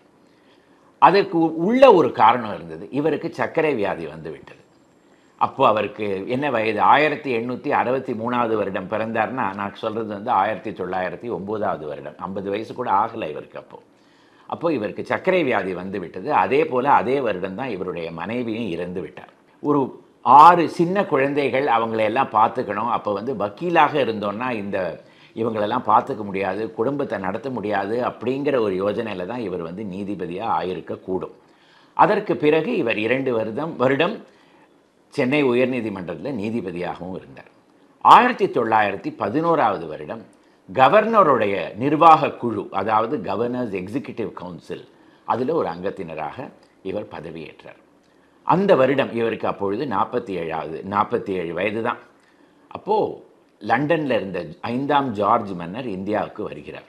தில்லியில் ஒரு பெரிய கிராண்ட் காரனேஷன் தர்பார், அதாவது முடிசூட்டு விழா அவருக்காக நடக்கப் போகிறது. அப்போது பிரபல இந்தியர்கள் எல்லாருக்கும் ஒரு இன்விடேஷன் அனுப்பப்பட்டு அதில் வி கிருஷ்ணசுவாமி ஐயருக்கு companion of the star of India, அதாவது CSI அப்படின்னு ஒரு பட்டம் கொடுப்பதாகவும் வந்து அனௌன்ஸ்மெண்ட் செய்யப்பட்டது. அந்த பட்டத்தையும் அந்த பதக்கத்தையும் வாங்கி கொள்வதற்காக வி கிருஷ்ணசுவாமி ஐயர் டிசம்பர் மாதம் சென்னையிலேருந்து டெல்லிக்கு புறப்பட்டார். டெல்லிக்கு போய் சேர்ந்து அந்த தர்பார் நடக்கிறதுக்கு ஒரு நாள் முன்னாடி அந்த மெடலெல்லாம் எப்படி போட்டுக்கணும், அரசர் முன்னாடி எப்படி வரணும் அப்படிங்கிறதுக்கெல்லாம் ஒரு ஒத்திகை நடந்தது. அந்த ஒத்திகை நடந்த பொழுது அவர் போட்டுக்க வேண்டிய அந்த பட்டு பெல்ட்டில் ஒரு 3 நூல்கள் வந்து அவருடைய தொடையை கிழித்து விட்டது. இவருக்கு சர்க்கரை வியாதின்னு ஏற்கனவே நான் சொல்லியிருந்தேன் இல்லையா, அந்த 3 பட்டு நூலும் இவர் தொடையை கிழித்த உடனே அந்த புண், அந்த ரணம் செப்டிக்காக மாறிவிட்டது. இவருக்கு வைத்தியம் என்ன செஞ்சாலும் இவர் உடம்பு தேரவே இல்லை. மறுநாள் இவர் வந்து தர்பாருக்கு போகவும் இல்லை. 2 நாள் கழித்து அந்த காலத்தில் எல்லாமே ரயில் மூலமாக தான் திரும்பி சென்னைக்கு வரணும். மிகவும் கஷ்டப்பட்டு திரும்பி சென்னைக்கு வந்து சேர்ந்தார். டிசம்பர் மாதம் 28ஆம் தேதி 1911 வருடம் சென்னையில் மயிலாப்பூர்லேயே மரணமும் அடைந்தார். இவருக்கு 47 வயது தான். அந்த 47 வயதுக்குள்ள என்னெல்லாம் சாதித்துட்டார் அப்படின்னு பாருங்கள். இவர் மரணம் அடைந்த உடனே அடுத்த வருடம், அதாவது 1912 வருடம், ராஜாஜி ஹால்னு இப்போ இருக்கு இல்லையா, அப்போ வந்து கவர்னர் விருந்தினர் மாளிகை அப்படின்னு பேர், அதுக்கு பேங்க்வெட்டிங் ஹால். அந்த இடத்துல ஒரு பொதுக்கூட்டம். எதுக்குன்னு பார்த்தீங்கன்னா, இவருடைய ஞாபகார்த்தமாக ஒரு சிலை எழுப்பணும் அப்படின்னு சொல்லி ஒரு பொதுக்கூட்டம் நடந்தது. அந்த பொதுக்கூட்டத்துக்கு தலைமை வகிக்கிறதுக்காக வந்தவர் சர் எஸ் சுப்பிரமணிய ஐயர். நான் முன்னாடியே சொன்னேன் இல்லையா, அந்த ஆர்பத் நாட் வழக்கில் நீதிபதியாக இருந்தார் அப்படின்னுட்டு. அவரும் அங்கே வந்திருந்தார். அவருக்கு வி கிருஷ்ணசுவாமி ஐயர் தன்னுடைய மகன் போல, அவர் இறந்து விட்டாருங்கிற அந்த துக்கத்தையும் மீறி அவர் வந்து அந்த பொதுக்கூட்டத்துக்கு வந்திருக்கார். அப்போது அங்கே ஒரு சிலை எழுப்பணுங்கிற ஒரு பேச்சு வந்த உடனே சில பேர்லாம் அதை எதிர்த்தாங்க. எதுக்குன்னு நீங்கள் பார்த்தீங்கன்னா, இதற்கு முன்னாடி முதல்ல சென்னை உயர்நீதிமன்றத்தில் வந்து ஜட்ஜ் ஆன இந்தியன் வந்து சர் டி முத்துசுவாமி ஐயர். இவர் 1895 வருடம் இவர் மரணம் அடைந்த பொழுது அவருக்கு வந்து உயர்நீதிமன்றத்துக்குள்ளேயே ஒரு சிலை வைக்கணும் அப்படின்னு ஒரு முடிவுக்கு வந்தாங்க வக்கீலெல்லாம். அப்போ அதை எதிர்த்தது வி கிருஷ்ணசுவாமி ஐயர் தான். எதுக்காகன்னு பார்த்தீங்கன்னா, இந்தியர்கள், அதாவது இந்துக்கள் நடுவில் வந்து சிலை வைக்கிற வழக்கம் கிடையாது அப்படின்னு வி கிருஷ்ணசுவாமி ஐயர் வாதாடினார். ஆனாலும் அவரையும் மீறி அந்த சிலை வந்து செய்யப்பட்டது. பளிங்கால இங்கிலாண்டில் செய்யப்பட்டு இந்தியாவுக்கு கொண்டு வந்து இப்போவும் நீங்கள் பார்த்தீங்கன்னா உயர்நீதிமன்றத்துக்கு நடுவில் அந்த சிலை இருக்குது. வக்கீலெல்லாம் போயிட்டு வர செய்யலாம் அதை காலை தொட்டு கண்ணில் ஒத்திட்டு போவாங்க. ஏன்னா அவங்களுக்கு கேஸில் வந்து ஜெயிக்கணும் அப்படின்னு அது அவர் ஒரு தெய்வமாகவே ஆகிவிட்டார் அந்த இடத்துல sir T Muthuswamy Iyer. So அந்த இடத்துல வந்து சிலை வைக்கக்கூடாதுன்னு எதிர்த்து வாதாடினத்தினால வி கிருஷ்ணசுவாமி ஐயருக்கு எதுக்கு சிலை அப்படின்னு ஒரு கேள்வி எழும்பியது. இந்த கேள்வியை பற்றி ஹிந்துவில், அந்த காலத்து ஹிந்து பத்திரிகையில் பல கட்டுரைகள்லாம் வந்தது. ஆனால் அந்த மீட்டிங்கில் நீங்கள் பார்த்தீங்கன்னா உடனே சர் எஸ் சுப்பிரமணிய ஐயர் எழுந்து நின்று மிக உணர்ச்சி வசமாக அழுது பேசி, இல்லை கிடையவே கிடையாது, இவருக்கு ஒரு சிலை வச்சே ஆகணும் அப்படின்னு எல்லாரையும் கெஞ்சி கேட்ட உடனே எல்லாரும் சரி, பெரியவர் கேட்குறார், அதற்கு நம்ம வந்து எதிர்ப்பு தெரிவிக்கக்கூடாது அப்படின்னு சொல்லி எல்லாருமே ஆமோதித்து இங்கிலாண்டில் ஃப்ரான்சிஸ் டெர்வென்ட் வுட் அப்படிங்கிற ஒரு சிற்பி உலோகத்தால் செய்யப்பட்ட அந்த சிலையை செஞ்சு அது வந்து இந்தியாவுக்கு திரும்பி வந்து 1915 16 வந்து அந்த யூனிவர்சிட்டி பல்கலைக்கழகத்து வாசலில் அது வந்து நிலைக்கப்பட்டது.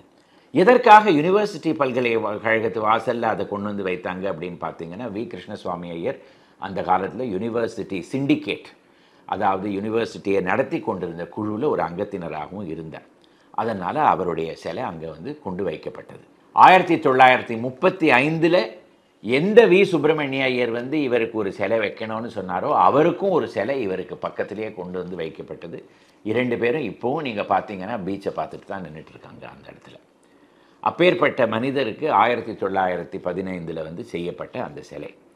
அதற்கு பிறகு நீங்கள் பார்த்தீங்கன்னா உவே சுவாமிநாதையருக்கு சிலை வந்தது, சரி லக்ஷ்மணசாமி முதலியாருக்கு சிலை வந்தது, ஆனி பெசண்ட்டுக்கு சிலை வந்தது. இது எல்லாமே சமுத்திரத்தை பார்த்து நின்றுட்டுருக்கிற சிலைகள். சுவாமி விவேகானந்தாவுக்கு அப்புறம் சிலை வந்தது. 1950களில் ஏற்கனவே நான் ஒரு எபிசோடில் சொன்ன மாதிரி காந்திக்கு ஒரு சிலை சமுத்திர கரையிலேயே நகரத்தை பார்த்து கொண்டு இருக்கிற மாதிரி வந்தது. அதே போல் லேபர் சிலையும் வந்தது. அதற்கு பிறகு 1968 வருடம் 2வது தமிழ் உலக மாநாடு சென்னையில் நடந்த பொழுது அப்போ இருந்த முதலமைச்சர் திரு CN அண்ணாதுரை விருப்பத்துக்கு இறங்கி தமிழ் மொழிக்கு பல வழியில் பங்களிப்பு செய்த பல தமிழ் பண்டிதர்கள், ஸ்காலர்ஸ் எல்லாருக்கும் சிலை எழுப்பப்பட்டது. அதில் தான் நீங்கள் பார்த்தீங்கன்னா அங்கே இருக்கிற முக்காவாசி சிலைகளும் வந்தது. அதில் ஒரு காவியத்துடைய கதாநாயகி, அதாவது கண்ணகி, அவர்களுக்கும் ஒரு சிலை அங்கே இருக்குது. அதற்கு பிறகு பார்த்தீங்கன்னா காமராஜருக்கும் சிலை வந்தது, சுவாமி சிவானந்தருக்கு சிலை வந்தது, நேதாஜி சுபாஷ் போஸுக்கு சிலை வந்தது. சமீப காலத்தில் சிவாஜி கணேசனுக்கு கூட அங்கே ஒரு சிலை இருந்தது, அப்புறம் அது எடுக்கப்பட்டது அங்கேருந்து. செல்வி ஜெயலலிதாக்கு இப்போ லேடி வில்லிங்டன் கேம்பஸில் ஒரு சிலை இருக்குது. இதே போல தான் பல சிலைகள் வந்தது. அதே மாதிரி 1968க்கு பிறகு கடற்கரையில் சமாதிகள் கட்டுற பழக்கமும் வந்தது. திரு அண்ணாதுரை அவர்களுக்கு தான் முதல் சமாதி அங்கே கட்டப்பட்டது, நினைவு சின்னம். அதற்கு பிறகு திரு NG ராமச்சந்திரன் அவர்களுக்கு. அதற்கு பிறகு பார்த்தீங்கன்னா உயர்நீதிமன்றத்துடைய ஒரு ஆர்டருக்கு இறங்கி இதற்கு பிறகு இந்த இடத்துல இடம் வந்து சமாதிகளுக்கும் நினைவு சின்னங்களுக்கும் கொடுக்கப்படாது அப்படிங்கிற ஒரு ஆர்டர் வந்து விடவே புதிதாக வந்து இருக்கிற மெமோரியல்ஸ் எல்லாமே பழைய மெமோரியலுக்கு கொடுத்த அந்த நிலத்துக்குள்ளேயே தான் கட்டணும் அப்படின்னு ஒரு ரூல் இருக்கிறதுனால, ஒரு சட்டம் இருக்கிறதுனால, இப்போது செல்வி ஜெயலலிதாவுடைய நினைவு இடமும் அதே போல் திரு மு கருணாநிதியோடைய மெமோரியல் எல்லாமே அந்த ஒரு மெமோரியல் ஏரியாக்குள்ளே தான் கட்டப்படுறது. ஆனால் இப்போது பேனா வடிவில் இருக்கிற மெமோரியல் வந்து சமுத்திரத்திலேயே கட்ட போகிறதாக ஒரு முடிவு வந்திருக்கு. அதை எதிர்த்து தான் பல என்வாயரன்மெண்டலிஸ்ட் எல்லாரும் இப்போ போராடிட்டு இருக்காங்க. நாளடைவில் இது எப்படி வரும் அப்படிங்கிறத நம்ம பார்க்கணும். இத்தனை நாளாக நம்ம இந்த நிகழ்ச்சியில் பார்த்ததெல்லாம் சங்ககால வரலாறு, ஆயிரம் வருஷத்துக்கு முன்னாடி என்ன நடந்தது, இதெல்லாம் பார்த்துட்டு இருந்தோம். இந்த எபிசோடில் ஒரு சமீப கால வரலாறை பார்க்கலாம். அதாவது போயஸ் கார்டன்ஸ் ஆர் போயஸ் தோட்டத்தோட வரலாறை பார்க்கலாம். போயஸ் கார்டன்ஸ்னாலே உடனே நமக்கு நினைவுக்கு வருது செல்வி ஜெயலலிதா தான், தமிழ்நாட்டின் முன்னாள் முதலமைச்சர். அவங்களும் அந்த ஏரியாவும் ஆல்மோஸ்ட் ஒரு சினானிமஸ் அப்படின்னு சொல்லலாம். செல்வி ஜெயலலிதாவை ஞாபகப்படுத்தினோன்னா உடனே நமக்கு வந்து ஞாபகம் வருவது போயஸ் கார்டன்ஸ் தான், போயஸ் தோட்டம். தமிழ்நாடு அரசியல் வரலாறில் ஒரு 40 வருஷமாக அதுக்கு ஒரு பெரிய முக்கியத்துவம் இருந்திருக்கு. எல்லாருமே அந்த வழியாக போகிறச்சே, பஸ்ஸில் போனாலும் சரி, காரில் போனாலும் சரி, எப்படி போனாலும் சரி, ஒரு தடவை அப்படி திரும்பி அதை பார்க்காம போகவே மாட்டாங்க. அந்த அளவுக்கு அதுக்கு ஒரு இம்பார்ட்டன்ஸ் இருந்திருக்கு. இந்த போயஸ் கார்டன்ஸ்ங்கிறது எப்படி வந்தது, இதோட வரலாறு என்ன, இதோட பேக்ரவுண்ட் இன்ஃபர்மேஷன் என்ன, இதெல்லாம் நம்ம பார்க்க வேண்டாமா? செல்வி ஜெயலலிதா இங்கே வரத்துக்கு முன்னாடி போயஸ் கார்டன்ஸ் என்னவாக இருந்தது, இதெல்லாம் நம்ம பார்க்கணும். அதை தான் இந்த எபிசோடில் நம்ம பார்க்க போகிறோம். நீங்கள் கேட்டாலே ஆச்சரியப்படுவீங்க. போயஸ் கார்டன்ஸுங்கிறது சென்னையோட வரலாறில் 18வது நூற்றாண்டுலேருந்து இருக்கிற ஒரு ஏரியா. என்னடா இது, இப்போ தானே 1980ஸ்லேருந்து தானே நமக்கு இது பேப்பரில் வர ஆரம்பிச்சது அப்படின்னு நீங்கள் யோசனை பண்ணலாம். ஆனால் இதோட வரலாறு 18th centuryலேருந்து சென்னையில் இருந்திருக்கு. அதை நம்ம இப்போ பார்ப்போம். ஆங்கிலேயர்கள் முதல்ல இந்த சென்னை பகுதிக்கு வந்தது 1639வது வருஷம், அதாவது 1639. அதற்கு ஒரு வருடம் பிறகு அவங்க கட்ட ஆரம்பித்தது புனித ஜார்ஜ் கோட்டை. முதல் ஒரு 150 வருடங்களுக்கு அவங்க வந்து அந்த கோட்டைக்குள்ளேயே தான் இருந்தாங்க. அதுக்குள்ளேயே தான் அவங்களுடைய இல்லங்கள், அலுவலகங்கள், கிடங்கிகள் எல்லாமே அங்கே தான் இருந்தது. ஏன்னா வெளியில் வரத்துக்கு அவ்வளோ பயம். ஒரு பக்கம் ஃப்ரெஞ்சு படை வந்துருமோங்கிற பயம், இன்னொரு பக்கம் கோல்கொண்டா சுல்தானோட படை வந்துருமோ அப்படிங்கிற பயம். 1750களுக்கு பிறகு தான் கோட்டைக்குள்ளே இருந்த ஆங்கிலேயர்கள் எல்லாம் சரி, சென்னையோட மீதி பகுதிகளில் வீடு கட்டிட்டு போனால் எப்படி இருக்கும் அப்படிங்கிறத பார்க்க ஆரம்பித்தாங்க. அதுவும் இவங்களுக்கு தைரியம் வந்ததே 1799வது வருடத்துக்கு பிறகு தான். அந்த வருடத்தில் தான் திப்பு சுல்தானை ஒரு போரில் இவங்க வந்து தோற்கடித்து அவர் இறந்தும் போய்விட்டார். அதனால் இவங்களுக்கு ஒரு நிறைய தைரியம் வந்து விட்டது. உடனே வெளியில் இருக்கிற பகுதிகளெல்லாம் இவங்க வந்து வீடு கட்ட ஆரம்பித்தாங்க. அதில் இவங்களுக்கு மிக பிடித்தமான பகுதி தேனாம்பேட்டை கிராமம். எதனால் அப்படின்னு நீங்கள் பார்த்தீங்கன்னா, இப்போ நான் சொல்கிறத நீங்கள் கேட்டிங்கன்னா திகைச்சு போயிடுவீங்க. இப்போ மவுண்ட் ரோட்டில் நீங்கள் அண்ணா சாலையில் நீங்கள் வந்துட்டுருக்கீங்க. உங்கள் இடது பக்கம் தேனாம்பேட்டை, வலது பக்கம் என்ன இருக்குது, தியாகராய நகர். இது 1918வது வருடம் வரைக்கும் தியாகராய நகர்ங்கிற பகுதியே கிடையாது. 1918, 19, 20, 24, 30, 32 அந்த வருடங்களில் தான் அந்த தியாகராய நகர்ங்கிற பகுதியே வந்தது. அதற்கு முன்னாடி அந்த பகுதி என்னவாக இருந்ததுன்னு பார்த்தீங்கன்னா, ஒரு பெரிய ஏரி, 77 ஏக்கர் பரப்புள்ள ஒரு ஏரி. அந்த ஏரியோட பெயர் மயிலாப்பூர் ஏரி, ஆங்கிலேயத்தில் லாங் டேங்க் ஆஃப் மயிலாப்பூர் என்ற பெயர். அந்த காலத்தில் மின்சாரம் கிடையாது. 17வது, 18வது, 19வது நூற்றாண்டில் ஒரு ஏரி பக்கத்தில் வீடு கட்டிண்டா சாயந்தர வேளையில் குளுன்னு காற்று வரும். அதனால் ஆங்கிலேயர்கள் மிக ஆசைப்பட்டு இந்த நுங்கம்பாக்கம், தேனாம்பேட்டை இந்த பகுதிகளில் பங்களாலாம் கட்டிக்க ஆரம்பித்தாங்க. அந்த காலத்து பங்களாலாம் எப்படின்னு நீங்கள் பார்த்தீங்கன்னா, இப்போ நம்ம கிரவுண்டுன்னு சொல்கிறோம். அதாவது 2400 சதுர அடியை ஒரு கிரவுண்டு அப்படின்னு சொல்கிறோம். 18 கிரவுண்டுங்கிறது ஒரு ஏக்கர். அந்த காலத்தில் அவங்க பங்களா கட்டுறச்செல்லாம் 30 ஏக்கர் 40 ஏக்கர் அந்த பரப்பில் தான் பங்களா கட்டுவாங்க. ஏன்னா ஒரு ஜன நெரிசல் கிடையாது, நிலத்துக்கு ஒரு வேல்யூ கிடையாது. அந்த காலத்தில் அரசாங்கத்துக்கு எழுதுவாங்க, இந்த மாதிரி நான் இந்த இடத்துல ஒரு வீடு கட்டிக்கணும்னு ஆசைப்பட்றேன், சரி 30-40 ஏக்கர் நீங்கள் எடுத்துக்கோங்க, இந்த இடத்துல வீடு கட்டிக்குங்க அப்படின்னு சொல்லிடுவாங்க. இந்த ஆங்கிலேயர்கள் அங்கே வீடு கட்டிப்பாங்க. அந்த வீடுகளுக்கெல்லாம் போகிறதுக்கு வழி கிடையாது, ரோடு கிடையாது. ஒரே ஒரு ரோடு தான் அண்ணா சாலை. அது வந்து கோட்டையிலேருந்து சென்ட் தாமஸ் மவுண்ட் வரைக்கும் போகிற ஒரு ரோடு. அதனால் அந்த ரோட்லேருந்து வர அந்தந்த சிறிய சிறிய பாதைகளுக்கெல்லாம் யார் வந்து எந்த வீட்டில் இருந்தாங்களோ அவங்க பேர்லேயே அந்த ரோடுக்கும் பேர் வந்துடும். அப்படி பார்த்து தான் நீங்கள் பார்த்தீங்கன்னா எல்டாம்ஸ் ரோடுன்னு ஒரு ரோடு இப்போ ஆழ்வார்பேட்டை தேனாம்பேட்டையில் இருக்குது. அதே மாதிரி இப்போ டிடிகே ரோடுன்னு ஒரு ரோடு இருக்குது. அதுக்கு அந்த காலத்தில் மோப்ரேஸ் ரோடுன்னு பேர். இதுக்கு எப்படி மோப்ரேஸ் ரோடுன்னு பேர் வந்ததுன்னு பார்த்தீங்கன்னா, அடையார் நதி கரையில் ஒரு பங்களா, அது இப்போ மெட்ராஸ் கிளப்புங்கிற பேரில் இருக்குது. அதுதான் மோப்ரேயோட வீடு. அதனால் ராயப்பேட்டாலேருந்து அடையார் வரைக்கும் போகிற ரோடுக்கு மோப்ரேஸ் ரோடுன்னு பேர். ஏன்னா 19ஆவது நூற்றாண்டில் ராயப்பேட்டாலேருந்து அந்த வீடு வரைக்கும் வேறு ஒன்றுமே கிடையாது, வெறும் காடு தான். ஸோ ஒரு ரோடு அங்கே போகிறது, மோப்ரேயோட வீடு அங்கே இருக்குது, அதனால் அந்த ரோடுக்கு மோப்ரேஸ் ரோடுன்னு பேர். இப்படி தான் வழிக்கெல்லாம் பேர் வச்சாங்க. அந்த காலகட்டத்தில் கிழக்கிந்திய கம்பெனியில் ஒரு ஆஃபீஸராக இருந்திருக்கலாம், வியாபாரியாக இருந்திருக்கலாம், அவரை பற்றி நமக்கு சரியாக தெரிய வரல. அவர் வந்து இந்த தேனாம்பேட்டையில் ஒரு பெரிய பகுதியை அரசாங்கத்துக்கிட்டேருந்து வாங்கி அவருடைய வீடை வந்து அங்கே கட்டுறார்.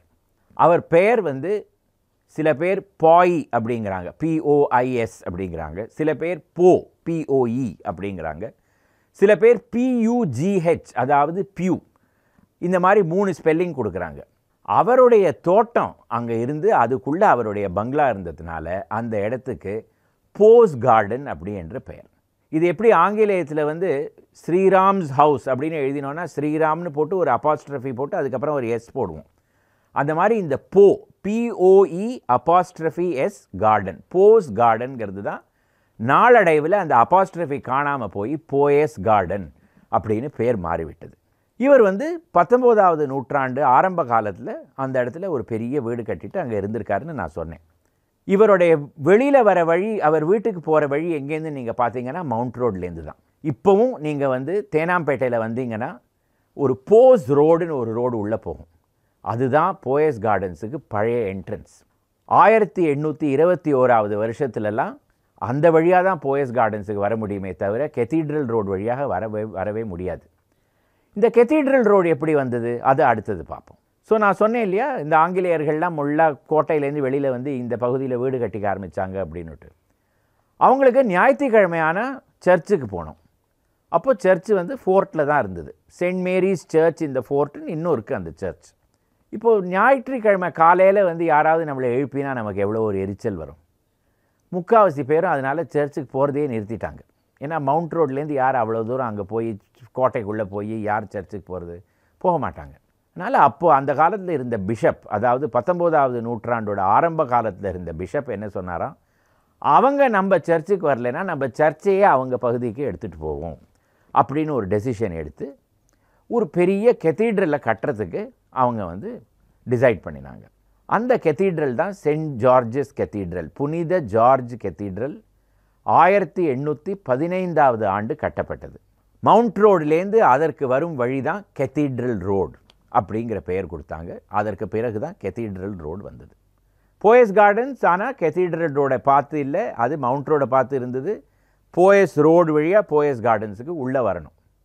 அது எப்போ மாறித்து அப்படிங்கிறத நம்ம இப்போ பார்ப்போம். ஆரம்ப காலத்தில் இந்த கெத்தீட்ரலை கட்டின உடனே அந்த கெத்தீட்ரலோட பிஷப் வந்து போயஸ் தோட்டத்தில் வாழ்ந்துட்டு வந்திருந்தார். அதனால் அவருக்கு வந்து அந்த கெத்தீட்ரலுக்கு போகிறதுக்கு வந்து ஒரு ஈஸியாக ஒரு வழி இருக்கணுங்கிறதுக்காக ஒரு சின்ன பாதையை வந்து கட்டி கொடுத்தாங்க. அவர் அந்த பாதை வழியாக எப்போ வேணாலும் சர்ச்சுக்கு போயிட்டு வந்துட்டு இருந்தார். இது ஒரு 100 வருஷ காலம் இப்படியே நீடித்தது.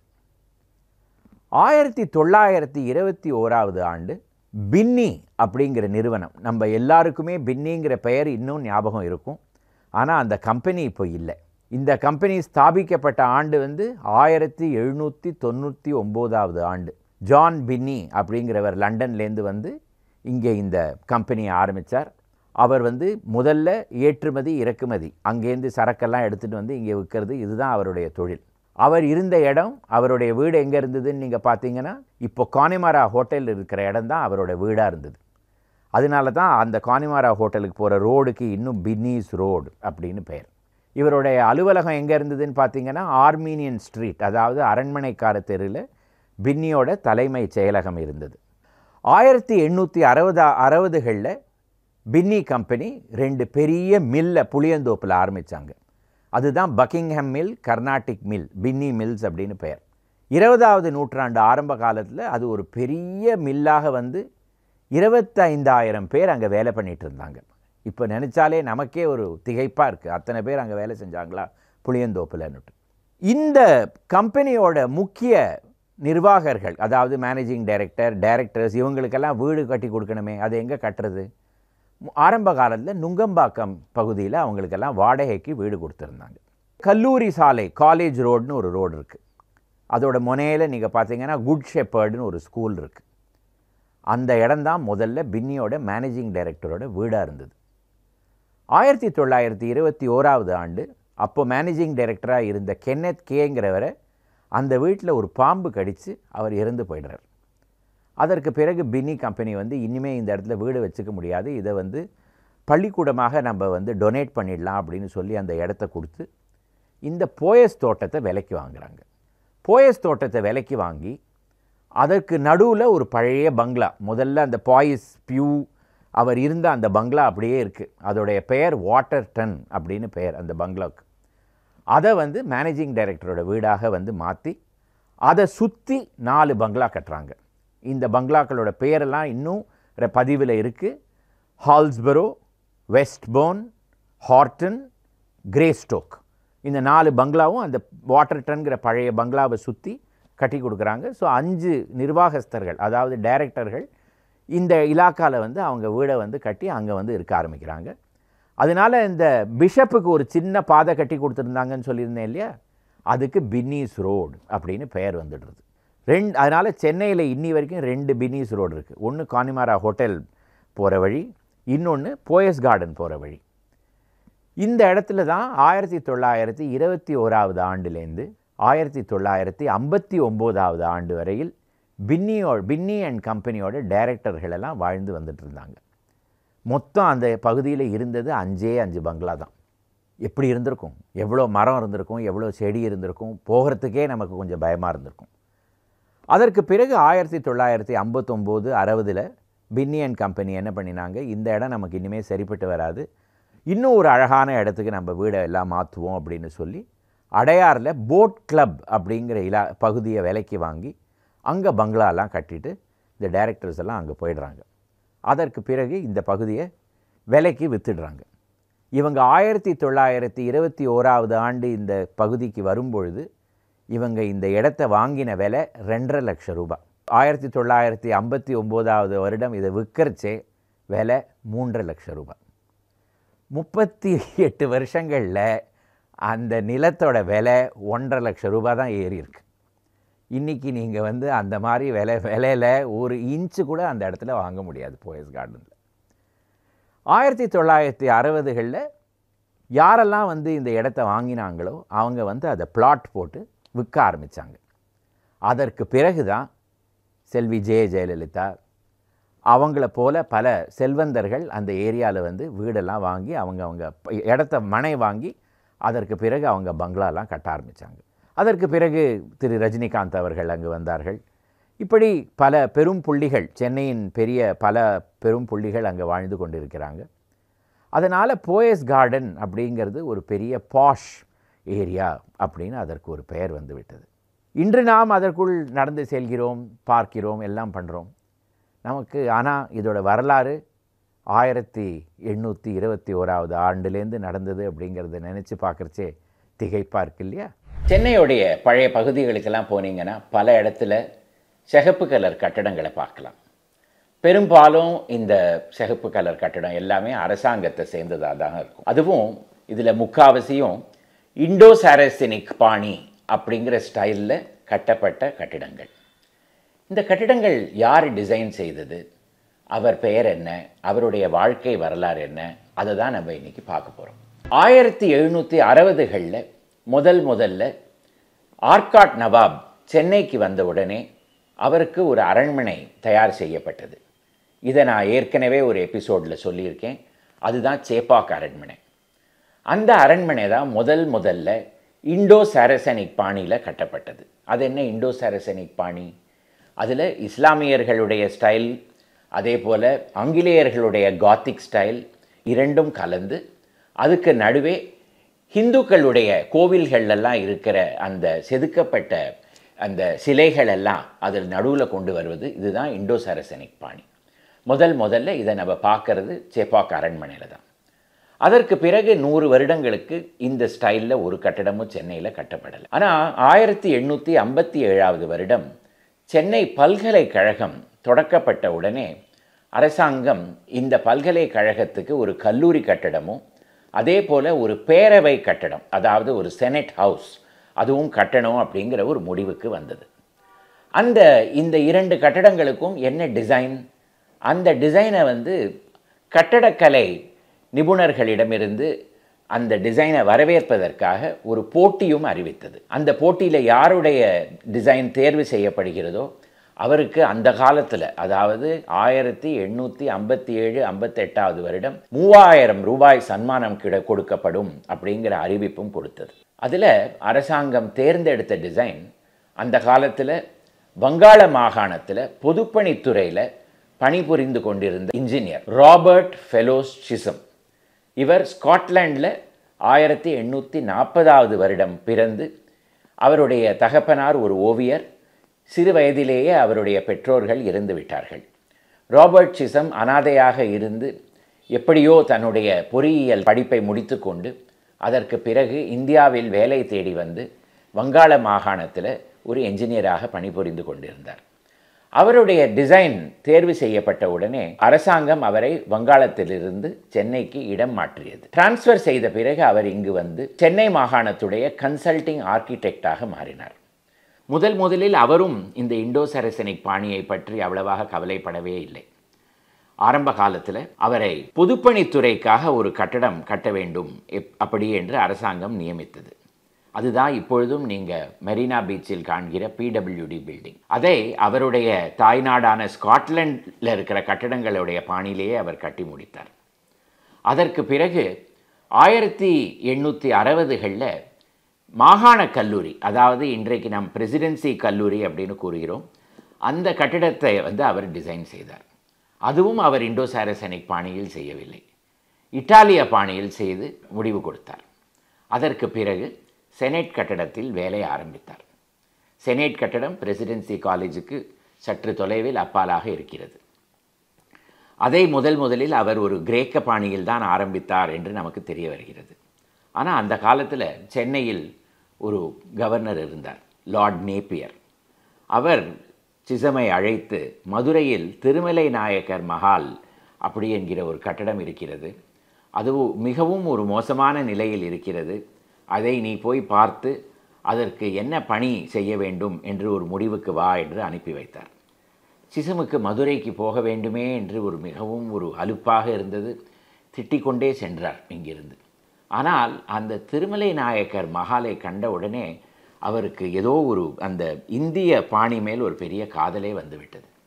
அந்த மஹாலை பற்றி ஒரு பெரிய கட்டுரை எழுதி இங்கிலாந்திற்கு பிறகு சென்ற பிறகு அங்கு ஒரு சொற்பொழிவும் நடத்தினார். அதற்கு பிறகு சென்னைக்கு திரும்பி வந்த உடனே செனட் கட்டடத்துக்கு தான் செய்திருந்த பழைய வடிவமைப்பு எல்லாத்தையும் கிழித்து எறிந்துவிட்டு புது முறையில் இந்தோ சாரசனிக் ஸ்டைலில் ஒரு புது டிசைன் ஆரம்பித்தார். அதுதான் இப்போ இருக்கிற செனட் ஹவுஸுடைய வடிவமைப்பு. இந்த செனட் ஹவுஸ் கட்டடம் 1869 ஆண்டு ஆரம்பிக்கப்பட்டு 1873 ஆண்டு முடிக்கப்பட்டது. 2,80,000 ரூபாய் செலவில் இந்த கட்டடம் முடிக்கப்பட்டது. இதில் ஒரு பெரிய விஷயம் பார்க்க வேண்டியது என்னவென்றால், அந்த காலத்தில் எல்லா ஐட்டம்ஸ், அதாவது இந்த கட்டடத்தில் உபயோகப்படுத்தின அத்தனை மெட்டீரியல்ஸும் இந்தியாவிலிருந்தே வாங்கப்பட்ட மெட்டீரியல்ஸ் தான். வர்ணம் பூசிய கண்ணாடி ஜன்னல்கள், அதாவது ஸ்டெயின்டு கிளாஸ் விண்டோஸை தவிர வேறு ஒன்றுமே இறக்குமதி செய்யப்படவில்லை. அது அந்த காலத்தில் ஒரு பெரிய ஆச்சரியமான விஷயம். செனட் ஹவுஸ் முடிக்கும் பொழுது அதே சமயத்தில் சேப்பாக் அரண்மனையில் ஒரு பெரிய ஸ்தூபி கட்ட வேண்டும் என்று அரசாங்கம் சிசமுக்கு கூறியது. அதனால் கலஸ் மஹல், ஹுமாயூன் மஹல் அப்படின்னு சேப்பாக் அரண்மனையில் இருக்கிற 2 பகுதிக்கு நடுவில் ஒரு பெரிய ஸ்தூபியை இவர் கட்டி முடித்தார். அதற்கு பிறகு சென்னையில் பல கட்டிடங்கள் இவருடைய வடிவமைப்பில் கட்டி முடிக்கப்பட்டன. உதாரணத்துக்கு Victoria public hall, central station அருகே இருக்கிற மகாராணி விக்டோரியாவுக்கு நினைவு சின்னமாக கட்டப்பட்ட அந்த கட்டிடம் இப்பொழுதும் இருக்கிறது. அது இவர் கட்டினது தான். அதே போல் சென்ட்ரல் ஸ்டேஷனுடைய டவர், நம்ம எல்லாருக்கும் பிடித்த அந்த சென்ட்ரல் ஸ்டேஷனுடைய டவர், சென்னையுடைய ஒரு சின்னமாகவே இருக்கிற அந்த சென்ட்ரல் ஸ்டேஷனுடைய டவர் அதை 1873வது வருடம் கட்டி முடித்தார். அந்த தருணத்தில் பின்னி மில்ஸ் புளியந்தோப்பில் திறந்து வைக்கப்பட்டது. அந்த மில் கட்டிடங்களும் சிஷமுடைய டிசைனில் தான் கட்டப்பட்டது. இப்பொழுது எக்ஸ்பிரஸ் அவென்யூ மால் அப்படி என்று கூறுகிறோம். ஒரு காலத்தில் அந்த இடத்தில் மദ്രാஸ் கிளப் இருந்தது. இப்பொழுது அந்த கிளப் போட் கிளப் ரோடில் இருக்கிறது. அந்த மெட்ராஸ் கிளப் கட்டடமும் சிஷம் தான் டிசைன் செய்து கொடுத்தார். அதே போல் ராஜாஜி சாலையில் இருக்கும் ஜென்ரல் போஸ்ட் ஆஃபீஸ் கட்டடமும் சிஷமுடைய டிசைனே. இதே போல் சென்னையில் பல டிசைன் செய்தார் என்று பார்த்தோமானால் மதுரையில் சென்ட் ஜார்ஜஸ் சர்ச், ஒரிசா மாநிலத்தில் ஜெய்ப்பூர் மகாராஜாவுக்கு ஒரு அரண்மனை, ரங்கூனில் ஒரு சர்ச், கடப்பாவில் ஒரு சர்ச், இப்படி அவருடைய கட்டிடங்கள் நம்ம எண்ணிக்கொண்டே போகலாம். அதுக்கு ஒரு முடிவே கிடையாது. பிஆர் அண்ட் சன்ஸ், சென்னையில் இருக்கிற பிஆர் அண்ட் சன்ஸ் கூட அவருடைய டிசைன் தான். இப்பேற்பட்ட ஒரு கட்டிடக்கலை கலைஞர் அவர் சில மிக மோசமான கட்டிடங்களும் டிசைன் செய்திருக்கார் என்று நாம் ஒப்புக்கொள்ள வேண்டியது தான். உதாரணத்துக்கு போலீஸ் கமிஷனர்ஸ் ஆஃபீஸ் ரோடில் இப்பொழுதும் நீங்கள் பார்க்கலாம் பழைய போலீஸ் கமிஷனர்ஸ் அலுவலகம், அதுவும் அவர் செய்த டிசைன் தான். இப்பேற்பட்ட பெரிய பெரிய கட்டடங்கள் செய்த சிஷம் இந்த மாதிரி ஒரு கட்டடமும் செய்தாரா அப்படின்னு நமக்கு ஒரே ஆச்சரியமாக இருக்கிறது அதை பார்க்கறது. இந்த சிஷமுக்கும் அரசாங்கத்துக்கும் நடுவில் பல தகராறுகள் வந்தன, வரவு செலவை ஒட்டி. அதற்கு பிறகு அவர் இங்கிருந்து ராஜினாமா செய்து பரோடாவுக்கு சென்றார். அங்கு பரோடா மகாராஜா லக்ஷ்மி விலாஸ் அப்படி என்கிற ஒரு பெரிய அரண்மனையை கட்டி கொண்டிருந்தார். அந்த அரண்மனையை வடிவமைத்து கொடுத்தவர் கேப்டன் கர்னல் சார்ல்ஸ் மின்ட் அப்படிங்கிறவர். அவர் அந்த கட்டடத்தை கட்டும் பொழுது அவருக்கு ஏதோ அவருடைய மனநிலை தடுமாறி தற்கொலை செய்து கொண்டு விட்டார். சிஷம் இங்கிருந்து பரோடாவுக்கு சென்று அந்த லக்ஷ்மி விலாஸ் அரண்மனையை முடித்து கொடுத்து அதற்கு பிறகு பரோடாவில் 18 கட்டடங்கள் செய்தார். 20வது நூற்றாண்டுடைய தொடக்கத்தில் இந்தியாவிலிருந்து சிஷம் மறுபடியும் லண்டனுக்கு போய் சேர்ந்தார். இந்தியாவில் இருந்த அவருக்கு ஒரு வரவேற்பு இங்கிலாந்தில் அவருக்கு கிடைக்கவில்லை. ஓய்வு பெற்று அங்கு வாழ்ந்து கொண்டிருந்தார். 1911வது வருடம் இந்தியாவுக்கு ஒரு புது தலைநகரம் கட்ட வேண்டும் என்று அரசாங்கம் ஒரு முடிவுக்கு வந்தது. அதற்கு முன்னால் கல்கத்தாவில் தான் தலைநகரம் இருந்தது. இப்பொழுது புது தில்லி அப்படின்னு ஒரு நகரத்தை கட்ட வேண்டும் அப்படி என்கிற ஒரு முடிவுக்கு அரசாங்கம் வந்தது. அந்த புது தில்லி டிசைன் கொடுத்தவர் சர் எட்வின் லட்டியன்ஸ் அப்படிங்கிற ஆர்கிடெக்ட். லட்டியன்ஸுக்கு இந்தியன் ஸ்டைல் ஒன்றுமே பிடிக்காத ஒரு விஷயம். அவர் கிரேக்க பாணியில்தான் டெல்லி பூராவும் கட்ட வேண்டும் அப்படிங்கிற முடிவுக்கு வந்தார். ஆனால் அதை எதிர்த்து பத்திரிகைகளில் கடிதம் எழுதியவர் சிஷம். இந்தியர்களுக்கு இந்தோ சாரசனிக் ஸ்டைலில் கட்டினால்தான் கட்டடங்கள் பிடிக்கும் அப்படி என்று அவர் எழுதினார். அதற்கு பிறகு இங்கிலாந்து மகாராணி குவீன் மேரி, பல அரசாங்க அதிகாரிகள் எல்லோருமே சர் எட்வின் லட்டியன்ஸை அழைத்து இந்த புதுதில்லியின் வடிவமைப்பை மாற்ற வேண்டும் என்று கோரினார்கள். அதற்கு இணங்கிதான் இப்போ இருக்கிற ராஷ்டிரபதி பவன், இப்போ இருக்கிற நார்த் பிளாக், சவுத் பிளாக் எல்லாமே கட்டப்பட்டது. சிஷமுடைய கை புதுதில்லியில் வரை சென்றது என்றால் நீங்கள் பார்த்து கொள்ளலாம். 1914வது வருடம் சிஷன் கடைசியாக லண்டனில் ஒரு சர்ச்சை கட்டினார், church of Christ the scientist. இது கிறித்துவர்களுக்கு நடுவில் ஒரு தனி அவை. அவர்கள் மருந்துகள் உட்கொள்ளாமல் எல்லா வியாதிகளுக்கும் கடவுளுடைய பெயரை ஜெபித்து கொண்டே இருந்தால் உடம்பு சரியாகிவிடும் என்ற ஒரு நம்பிக்கையில் இருந்த ஒரு தனி அவை. அது அவர்களுக்காக கட்டப்பட்டது தான் இந்த church of Christ the scientist. சிஷமும் அதே கிறிஸ்டியன் செக்டில் ஒரு அங்கத்தினராக இருந்தார். 1914வது வருடம் சிஷமுடைய கடைசி மகனுக்கு உடல்நிலை மிகவும் மோசமாகியது. அந்த தருணத்தில் இவர் ஒரு வைத்தியரை அழைக்காமல் மந்திரங்கள் ஜபித்து கொண்டே இருந்தார். அந்த மகன் இறந்து விட்டான். அந்த மகனை பார்த்து கொண்டிருந்த நர்ஸ் சிஷமுக்கு எதிராக போலீஸிடம் ஒரு புகார் செய்தார். இவர் ஜபம் செய்து கொண்டே இருந்து தன்னுடைய மகனை கொன்று விட்டார் என்று. அதனால் சிஷம் கொலை வழக்கில் கோர்ட்டில் ஆஜரானார். கொலை வழக்கு தீர்ப்பு வரும் தருணத்தில் எந்த தேதியில் அவருக்கு தீர்ப்பு வரவேண்டி வருமோ அந்த தேதியில் அவர் கோர்ட்டில் இருக்கும் பொழுது ஒரு தந்தி வந்தது. சிஷமுடைய பெரிய மகன் ஆப்பிரிக்காவில் ஒரு போரில் இறந்து விட்டார் என்று. நீதிபதி ஒரே நாளில் 2 தண்டனை ஒரு மனிதனுக்கு கொடுக்க முடியாது. அவனுடைய மகன் என்றைக்கு இறந்து விட்டானோ அதற்கு மேலே அவனுக்கு ஒரு பெரிய தண்டனை இருக்க முடியாது. அதனால் நான் சிஷமை விடுதலை செய்கிறேன் அப்படிங்கிற முடிவுக்கு வந்தார். சிஷம் அதற்கு பிறகு ஒரே ஒரு வருடம்தான் இருந்தார். 1915 வருடம் அவர் இறந்து போனார். அவருடைய கட்டிடங்களில் பல இன்னும் பரோடாவில் இருக்கின்றன, சென்னையிலும் இருக்கின்றன. Church of Christ the scientist லண்டனில் இருக்கிற அந்த ஒரே கட்டிடம் இப்பொழுது இசை கச்சேரிகளுக்கு ஒரு வென்யூவாக மாறிவிட்டது. இதுதான் ராபர்ட் ஃபெல்லோஸ் சிசமின் வரலாறு. ஆனால் நம் மரீனா பீச்சில் ஒரு முறை நடந்து போனோமானால் அவருடைய எத்தனை கட்டடங்கள் அந்த இடத்துல இருக்குது அப்படிங்கிறத பார்த்தாலே நமக்கு வியப்பாக இருக்கிறது அல்லவா.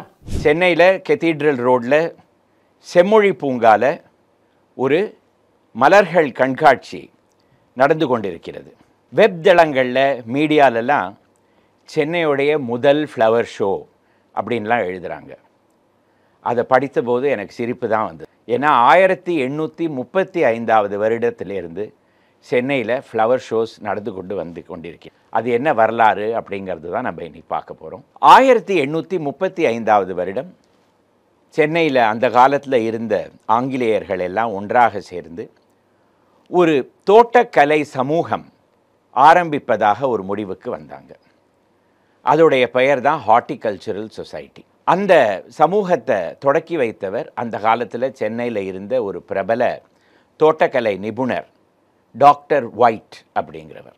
அதற்கு பிறகு பல ஆங்கிலேயர்கள் பல இந்தியர்கள் அந்த தோட்டக்கலை சமூகத்தில் ஒன்றாக சேர்ந்து அதை வளர்த்தாங்க.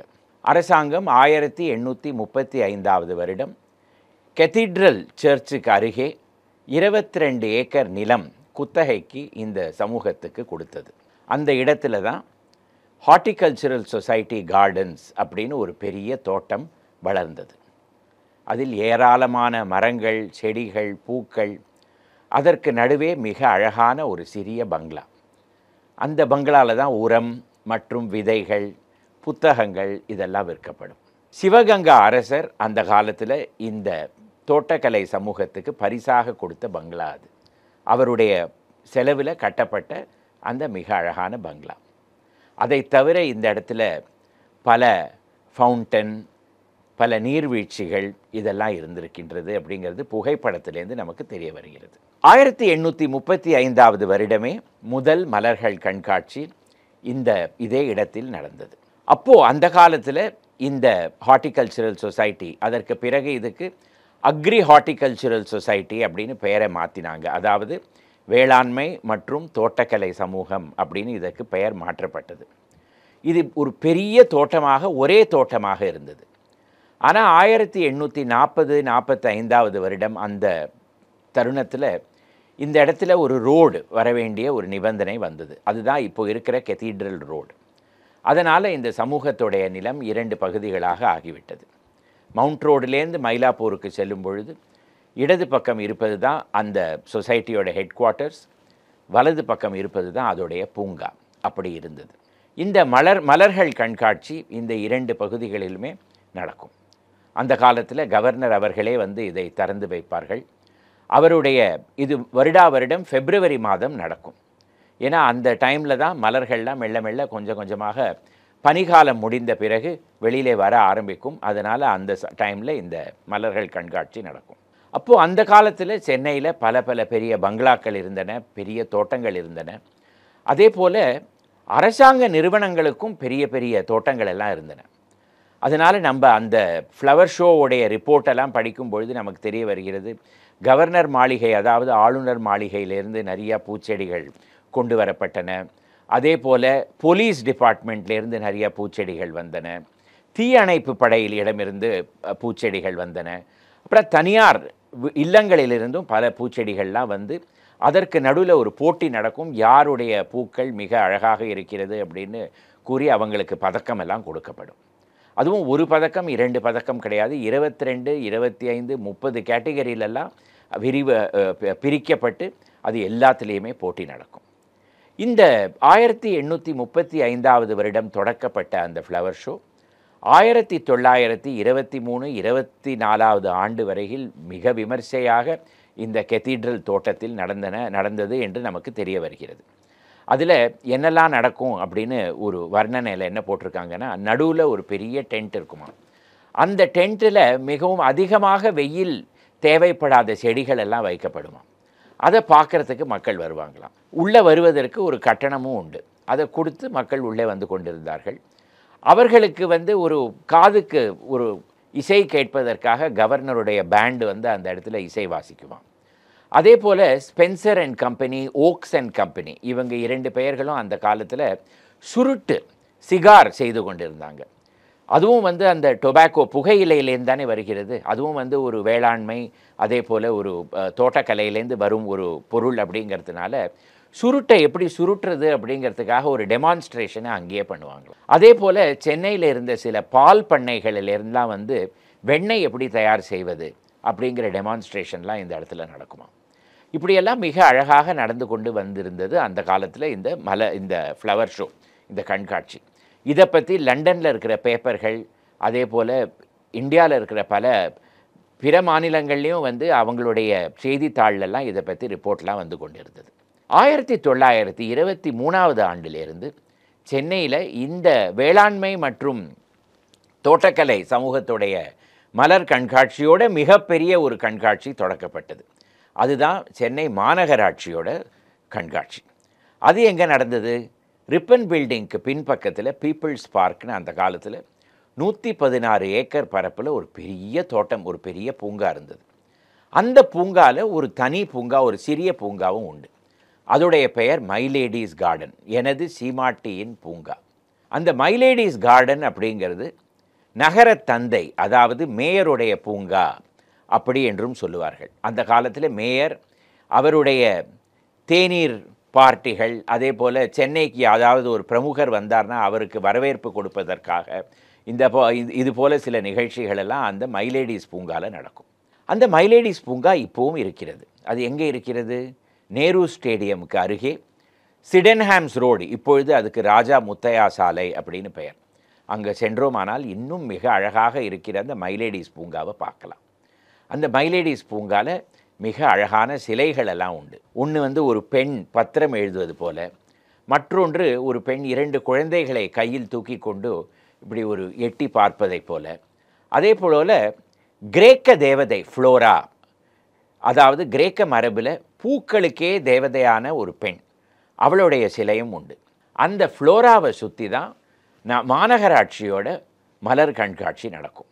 1923 வருடம் தொடக்கப்பட்டு 1905, 6 அதுவரையில் நடந்து கொண்டிருந்தது. அதற்கு பிறகு இடைவேளைக்கு பிறகு சில வருடங்கள் நடந்து இப்பொழுது முற்றுமே நடக்காமல் போய்விட்டது. மிக அழகான மலர்கள் கண்காட்சி மைலேடிஸ் பூங்காவில் அது நடக்கும் பொழுது எல்லாரும் அதை போய் பார்ப்பார்கள். அந்த மைலேடிஸ் பூங்காவில் நடந்த அந்த மலர்கள் கண்காட்சிக்கும் ஊரில் இருக்கிற அத்தனை பூக்களும் வரும். பல தோட்டங்களில் இருந்தெல்லாம் மக்கள் அவர்களுடைய பூக்கள், செடிகள், காய்கறிகள் எல்லாமே கொண்டு வந்து அந்த இடத்துல கண்காட்சியில் வைப்பார்கள். இந்த மாநகராட்சி கண்காட்சி, அதே போல் அந்த ஹார்டிகல்ச்சரல் சொசைட்டியோட கண்காட்சியோட ரிப்போர்ட்லாம் படிக்கும் பொழுது முதல் முறையாக சென்னைக்கு எந்தெந்த காய்கறிகள் எல்லாம் எப்பொழுது வந்தது அப்படிங்கிறது கூட நமக்கு தெரிய வருகிறது. உதாரணத்துக்கு வயலட் கலரில் இருக்கிற கத்திரிக்காய், அது எந்த வருடத்தில் வந்தது அதை பற்றி ஒரு நோட் இருக்கிறது. 1850களிலோ 60களிலோ முதல் முறையாக வயலட் கலரில் கத்திரிக்காய் கொண்டு வரப்பட்டது. அது ஊட்டியிலிருந்து இங்கே கொண்டு வரப்பட்டு கண்காட்சியில் வைக்கப்பட்டது அப்படின்னு நமக்கு தெரிய வருகிறது. அதே போல் நூல்கோல் எந்த வருடம் முதலில் கொண்டு வந்து வைத்தார்கள், இதெல்லாம் அதில் நம்மளால் பார்க்க முடிகிறது. இப்படியெல்லாம் மிகவும் அழகாக நடந்து கொண்டிருந்த அந்த மாநகராட்சியோடைய மலர்கள் கண்காட்சி, அதே போல் இந்த ஹார்டிகல்ச்சரல் சொசைட்டியோட கண்காட்சி எல்லாமே ஒரு 100 வருடங்களுக்கு மேலே நடந்து கொண்டே இருந்தது தான் இந்த சென்னை நகரத்தில். அதற்கு பிறகு வீடுகள் எல்லாம் சிறிதாகிவிடவே, தோட்டங்கள் எல்லாம் சிறியதாகிவிடவே இந்த மலர்கள் கண்காட்சி எல்லாமே கைவிடப்பட்டது. இந்த ஹார்டிகல்ச்சரல் சொசைட்டியோடைய தோட்டம், அதோடைய ஒரு பகுதியில் வுட்லண்ட்ஸ் டிரைவ்-இன் அப்படிங்கிற ரெஸ்டாரண்ட் 1960களில் வந்தது. அது ஒரு மிகவும் பிரபலமான ரெஸ்டாரண்ட்டாக இருந்தது. வண்டியை ஓட்டிக்கொண்டே உள்ளே சென்று விடலாம். நம்மளுடைய காருடைய ஜன்னலில் ஒரு ட்ரேயை கொண்டு வைப்பார்கள். அது நமக்கு என்ன ஆர்டர் செய்ய வேண்டுமோ வண்டியில் உட்கார்ந்து கொண்டே ஆர்டர் செய்யலாம். அங்கே கொண்டு வந்து கொடுப்பார்கள். வண்டியிலேயே நாம் தின்றுவிட்டு அங்கேருந்து கிளம்பி சென்று விடலாம். அப்படி ஒரு டிரைவ்-இன் ரெஸ்டாரண்ட் இருந்தது. அது 2008 மூடப்பட்டது. அதற்கு பிறகு சென்னையில் ஒரு பெரிய அளவில் ஒரு நிலம் இருந்தாலே அதை பற்றி சர்ச்சைகள் புகார்கள் எல்லாம் வந்துவிடும். அதனால் இந்த ஹார்டிகல்ச்சுரல் சொசைட்டியோடைய நிலத்தில் மேல் அரசு கோர்ட்டில் பல கேஸுகள் தொடுத்தது. அதற்கு பிறகு நீதிமன்றத்தின் தீர்ப்புப்படி அந்த நிலம் எல்லாமே அரசுக்கே சென்று விட்டது. இப்பொழுது மிக அழகாக 2 பூங்காக்கள், ஒன்று செம்மொழி பூங்கா, அது கெத்தீட்ரல் ரோடில் இருக்கிறது. மற்றொன்று சர்ச்சுக்கு பின்புறம் இருக்கிற செங்காந்தல் பூங்கா, அது லாய்ட் ரோடில் இருக்கிறது. இந்த 2மே இப்பொழுது அரசுடைய பராமரிப்பில் இருக்கிறது. கடைசியில் பார்த்தோமானா 1835வது வருடம் எந்த இடத்தில் மலர்கள் கண்காட்சி தொடக்கப்பட்டதோ அதே இடத்தில் இப்பொழுது ஒரு மலர்கள் கண்காட்சி நடந்து கொண்டிருக்கிறது. ஆனால் பூக்கள் செடிகள் எல்லாம் பல நாடுகளிலிருந்து கொண்டு வரப்பட்டது அப்படின்னு நமக்கு தெரிய வருகிறது. ஏன் சென்னையிலேயே இந்த பூக்கள் செடிகள் எல்லாமே வளர்க்கலாமே? மாநகராட்சி இதை பற்றி யோசனை செய்ய வேண்டும். அதோடைய மைலேடிஸ் பூங்காவில் பழையபடி மலர்கள் கண்காட்சியை தொடக்க வேண்டும். அப்படி அது செய்ததானால் மக்களும் செடிகள் மரங்கள் எல்லாம் வளர்ப்பார்கள். அவர்களுக்கு இது ஒரு ஊக்கமாக அமையும். இதுதான் என்னுடைய கோரிக்கை. இந்த சமீப காலத்தில் மெட்ராஸ் அப்படிங்கிற ஃபில்மில் ஒரு செவரை ஒட்டி ஒரு பெரிய பிரச்சனை வருது. இன்ஃபேக்ட் அதுதான் அந்த கதையோட ஆரம்பமே. நிஜமாவே வாழ்க்கையில் அந்த மாதிரி நடந்திருக்கலாமா அப்படின்னு உங்கள் மனசில் ஒரு கேள்வி வரலாம். சென்னையோட வரலாறில் ஒரு செவரை ஒட்டி ஒரு பெரிய போராட்டமே நடந்திருக்கு அப்படின்னு நான் சொன்னேன்னா நீங்கள் நம்புவீங்களா? ஆங்கிலேயர்கள் கிழக்கிந்திய கம்பெனி இங்கே இருந்த காலத்தில் ஆங்கிலேயர்கள் முதல்ல எதிரிகளெல்லாம் இங்கே வந்தால் இந்த ஊரை எப்படி பாதுகாக்கிறது அப்படின்னு சொல்லி ரொம்ப கவலைப்பட்டாங்க. ஏன்னா அவங்களோட வியாபாரம் எல்லாம் இங்கே தான் நடந்துட்டு இருந்தது. புனித ஜார்ஜ் கோட்டை ஒரு கோட்டையாக தான் இருந்தது. ஆனால் அந்த கோட்டையை ஒட்டி வடக்கு புறத்தில் நீங்கள் பார்த்தீங்கன்னா இந்தியர்கள்லாம் வாழ்ந்துட்டு இருந்த பகுதி, அதாவது கருப்பர்கள் பட்டணம், பிளாக் டவுன் அப்படின்னு சொல்லுவாங்க. அதில் 2 பகுதி, ஒன்று முத்தையால்பேட், இன்னொன்று பெதநாயக்கன்பேட்டை. இன்றைக்கி அந்த பகுதியை நம்ம ஜார்ஜ் டவுன் அப்படின்னு சொல்கிறோம். அந்த காலத்தில் ஃப்ரெஞ்சுக்காரங்க வந்தாங்களோ, இல்லாட்டா ஹைதர் அலி வந்த பொழுதோ, இல்லாட்டா திப்பு சுல்தான் வந்த பொழுதோ எல்லாருமே அந்த ஜார்ஜ் டவுன் பகுதி வழியாக தான் புனித ஜார்ஜ் கோட்டையை தாக்குவாங்க. 1746வது வருடம் பிரெஞ்சு படை சமுத்திரம் மூலமாக கடல் வழியாக புனித ஜார்ஜ் கோட்டையை தாக்கி ஆங்கிலேயர்கள் இங்கிருந்து உடனே கடலூருக்கு ஓடி போயிட்டாங்க. 3 வருடத்துக்கு இங்கே பிரெஞ்சு ராஜ்யம் நடந்தது. அதற்கு பிறகு அவங்க ஆங்கிலேயர்களுக்கும் பிரெஞ்சுக்காரர்கள் நடுவில் ஒரு ஒப்பந்தம் நடந்து பிரெஞ்சுக்காரர்கள் மறுபடியும் பாண்டிச்சேரிக்கு போய்விடுகிறார்கள். ஆங்கிலேயர்கள் இங்கே திரும்பி வந்துடுறாங்க. இங்கே வந்த உடனே அவங்க என்ன யோஜனை பண்ணுறாங்க, எப்படி இந்த பெதநாயக்கன்பேட்டை முத்தையால்பேட்டை பகுதியை, இந்தியர்கள் இருக்கிற அந்த பட்டணத்தை எப்படி பாதுகாக்கிறது அப்படின்னு ஒரு யோஜனையில் இறங்குறாங்க. நீங்கள் எல்லாரும் கிரேட் வால் ஆஃப் சைனாவை பற்றி படிச்சிருப்பீங்க. எப்படி ஒரு நாடையே பாதுகாக்கிறதுக்காக ஒரு பெரிய சுவர் கட்டினாங்க அப்படின்னு சொல்லி. அந்த சுவர் சந்திரன்லேருந்தெல்லாம் கூட தெரியுறது அப்படின்னு சொல்கிறாங்க. ஆனால் சில பேர் அந்த மாதிரி கிடையாது அப்படின்னு சொல்கிறாங்க. ஆனால் டெஃபினட்டாக ஹிஸ்ட்ரியில் மனிதர்களால் கட்டப்பட்ட ஒரு பெரிய ஸ்ட்ரக்சர் அப்படின்னு பார்த்தோன்னா இந்த கிரேட் வால் ஆஃப் சைனா ஒன்று. அதே போல் சென்னையில் ஒரு கிரேட் வால் ஆஃப் சென்னை இருந்திருக்கு அப்படின்னு நான் சொன்னேன்னா நீங்கள் நம்ப மாட்டீங்கல்ல. ஆனால் ஆங்கிலேயர்கள் உடனே ஒரு சுவர் கட்டணும் அப்படின்னு முன் வந்தாங்க. 1768வது வருடம், அதாவது இந்த இந்தியர்கள் இருக்கிற அந்த பட்டண பகுதியில் வடக்கு மேற்கு தெற்கு இந்த 3 பகுதியில் ஒரு சுவர். கிழக்கு பகுதியில் வேண்டாம், ஏன்னா அந்த பக்கம் கடல் இருக்கிறதுனால சமுத்திரத்துலேருந்து யார் வராங்கங்கிறது நமக்கு தெரிஞ்சிடும், அதனால் அந்த பக்கம் வேண்டாம் அப்படின்னு சொல்லி அப்போது இருந்த பப்ளிக் ஒர்க்ஸ் டிபார்ட்மெண்ட் மூலமாக ஒரு டெண்டர் ரிலீஸ் பண்ணுறாங்க. அப்போது அந்த பிடபிள்யூடியில் வேலை பார்த்துட்டு இருந்த ஒரு ஆள், அவர் பேர் பால் பென்ஃபீல்டு அப்படின்னு பேர். அவர் உடனே ராஜினாமா செய்து அவரே அந்த டெண்டருக்கு பிட் பண்ணி அவர் அந்த கான்ட்ராக்டை எடுத்துட்டுறார். அதற்கு பிறகு பால் பென்ஃபீல்டு மூலமாக வடக்கு பகுதியில் ஒரு சுவர் கட்டுறாங்க. 3-4 வருஷத்தில் ஒரு 6 கிலோமீட்டருக்கு ஒரு சுவர் எழுப்பப்படுறது. மேற்கு பகுதி வரைச்சே கிழக்கிந்திய கம்பெனியில் எல்லாரும் யோஜனை பண்ணுறாங்க, இது நம்ம செலவில் எதுக்காக பண்ணணும், இந்தியர்களோட பாதுகாப்புக்காக தானே நம்ம ஒரு சுவர் கட்டிகிட்டு இருக்கோம். அதனால் அவங்க மேலே ஒரு வரியை செலுத்தி அந்த வரி பணத்திலேருந்து இந்த சுவரை கட்டினா என்ன அப்படின்னு இவங்களுக்கு ஒரு ஐடியா வருது. அதற்கு பிறகு அந்த சுவர் கட்டுறதுக்காக ஒரு டாக்ஸ், ஒரு வரியை அவங்க மக்கள் எல்லாரும் கட்டணும் அப்படின்னு சொல்கிறாங்க. எப்போவுமே நீங்கள் பார்த்தீங்கன்னா நம்ம சென்னையில் ஒரு டாக்ஸ் கட்டணும்னா அது ஒரு அவ்வளவா எல்லாருக்கும் ஒரு உடன்பாடு இருக்காது. ஏன் 1857 வருஷம் முதல்ல வருமான வரி வந்த பொழுதும் சென்னையில் தான் அதை எதிர்த்து போராடினாங்க. அதற்கு கரெக்டாக 100 வருஷம் முன்னாடி இந்த சுவர் கட்டுற பொழுதும் சென்னையில் ஒரு பெரிய போராட்டம் நடந்தது, ஒரு கிளர்ச்சி நடந்தது. நாங்கள் எதுக்காக பணம் கட்டணும்? ஏன்னா நாங்கள் கொடுக்குற வரியை வச்சு தானே நீங்கள் அரசாங்கமே நடத்துகிறீங்க, அந்த பணத்திலேயே நீங்கள் செவரையும் கட்டி கொடுங்க அப்படின்னு சொல்லி மக்கள்லாம் ஆங்கிலேய சர்க்கார்கிட்ட போய் முறையிட்டாங்க. இது மெல்ல மெல்ல போய் கடைசியில் லண்டனில் பார்லிமெண்ட்டுக்கே போயிடுது. அங்கே பார்லிமெண்ட்டில் என்ன சொன்னாங்கன்னா, மக்கள் சொல்கிறது தான் சரி, இந்த சுவர் இதுக்காக ஒரு வரி செலுத்தி மக்கள்கிட்ட பணம் வாங்க முடியாது, மக்கள்கிட்டேருந்து ஏற்கனவே வாங்கின பணத்தை வச்சு தான் இந்த சுவரை கட்டணும் அப்படின்னு சொல்லிடுறாங்க. அதற்கு பிறகு கிழக்கிந்திய கம்பெனி சரி இந்த சுவரை மேற்கு பகுதியில் கட்டவே வேண்டாம் அப்படின்னு சொல்லி விட்டுடுறாங்க. ஆனால் முதல்ல இவங்க செஞ்ச பிளான் படி இந்த மதில் சுவருக்கு 13 கண்காணிப்பு தூணும், அதாவது வாட்ச் டவர்னு சொல்லுவோம் இல்லையா, 13 தூண், 7 வாயில்கள் இருந்திருக்கு. அந்த வாயில்களை இவங்க கட்டிடுறாங்க. அந்த வாயிலெல்லாம் எங்கே இருந்தது அப்படின்னு நம்ம தெரிஞ்சுக்க வேண்டாமா? முதல் வாயில் பார்த்தீங்கன்னா படகோட்டி வாயில், அதாவது போட்மேன்ஸ் கேட். இது எங்கே இருந்ததுன்னு பார்த்தீங்கன்னா, இப்போ ராஜாஜி சாலையில் துறைமுகம் இருக்குது பாருங்க, அதற்கு எழுத்தாப்பில் இருந்தது தான் போட்மேன்ஸ் கேட். அதற்கு அடுத்தது தம்புச்செட்டி ஸ்ட்ரீட் வட சென்னை ராயபுரம் சேர்ற இடத்துல புள்ளி கேட்னு ஒரு வாயில் இருந்திருக்கு. அதாவது ஒரு ராட்டனத்தை வச்சு அந்த கேட்டை இரவில் இறக்குவாங்களாம், பகல் வேளையில் அதை அந்த ராட்டனத்தை வச்சே தூக்குவாங்களாம்.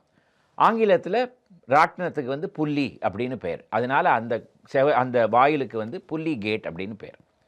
அடுத்தது நீங்கள் பார்த்தீங்கன்னா, இப்போ ஸ்டான்லி ஹாஸ்பிட்டல் இருக்குது பாருங்கள், அந்த இடத்துல திருவொற்றியூர் கேட் அப்படின்னு ஒரு கேட் இருந்தது. அந்த பேர் எதுக்கு வந்தது அப்படின்னு உங்களுக்கு தெரியும், ஏன்னா அதில் நேராக போனால் திருவொற்றியூருக்கு போயிடலாம்.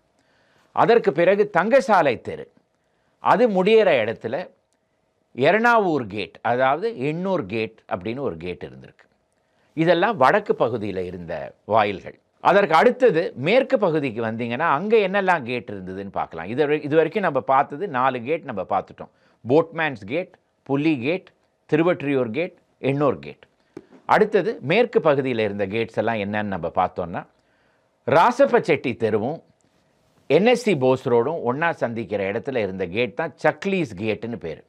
ஏன்னா அந்த இடத்துல சக்லிபாளையம்னு ஒரு பகுதி இருந்திருக்கு, ஒரு சின்ன கிராமம் இருந்திருக்கு, அதனால் அதுக்கு சக்லீஸ் கேட், சக்லர்ஸ் கேட் அப்படின்னு பேர்.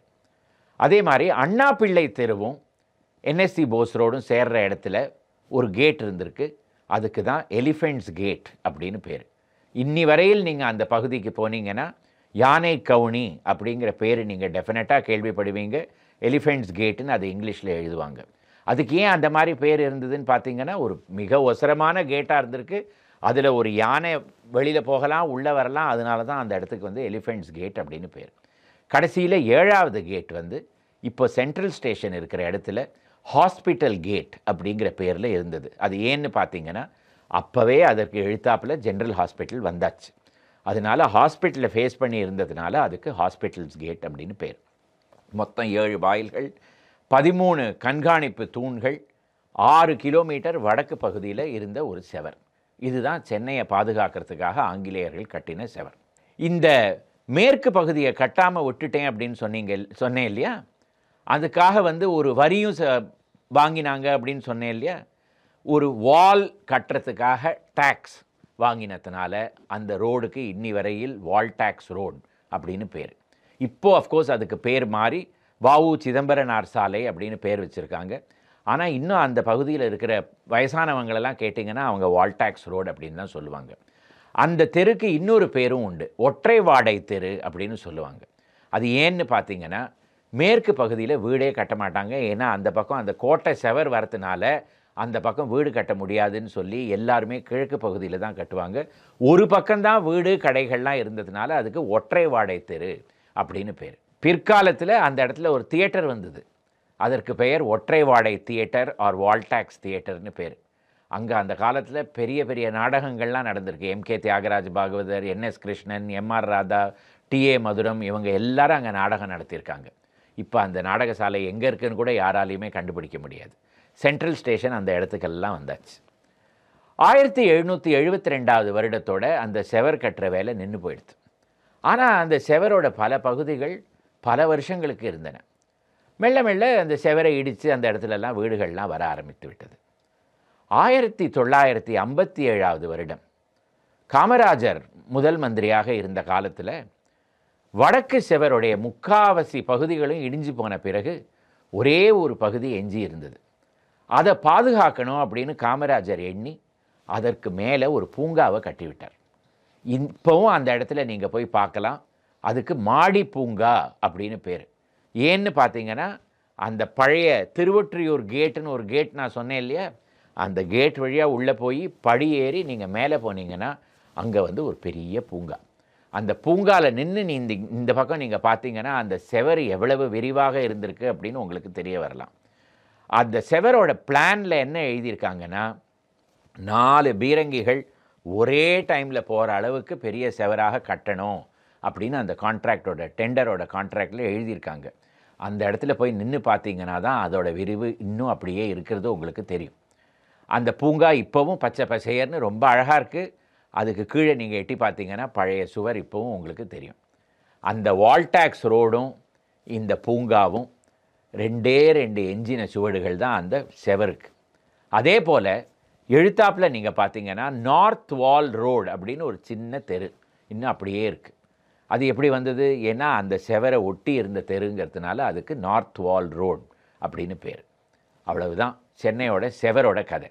இந்த எபிசோடு உங்களுக்கு பிடிச்சிருந்ததுன்னா இதை ஷேர் பண்ணுங்கள், லைக் பண்ணுங்கள், இந்த சேனலுக்கு சப்ஸ்கிரைப் பண்ணுங்கள்.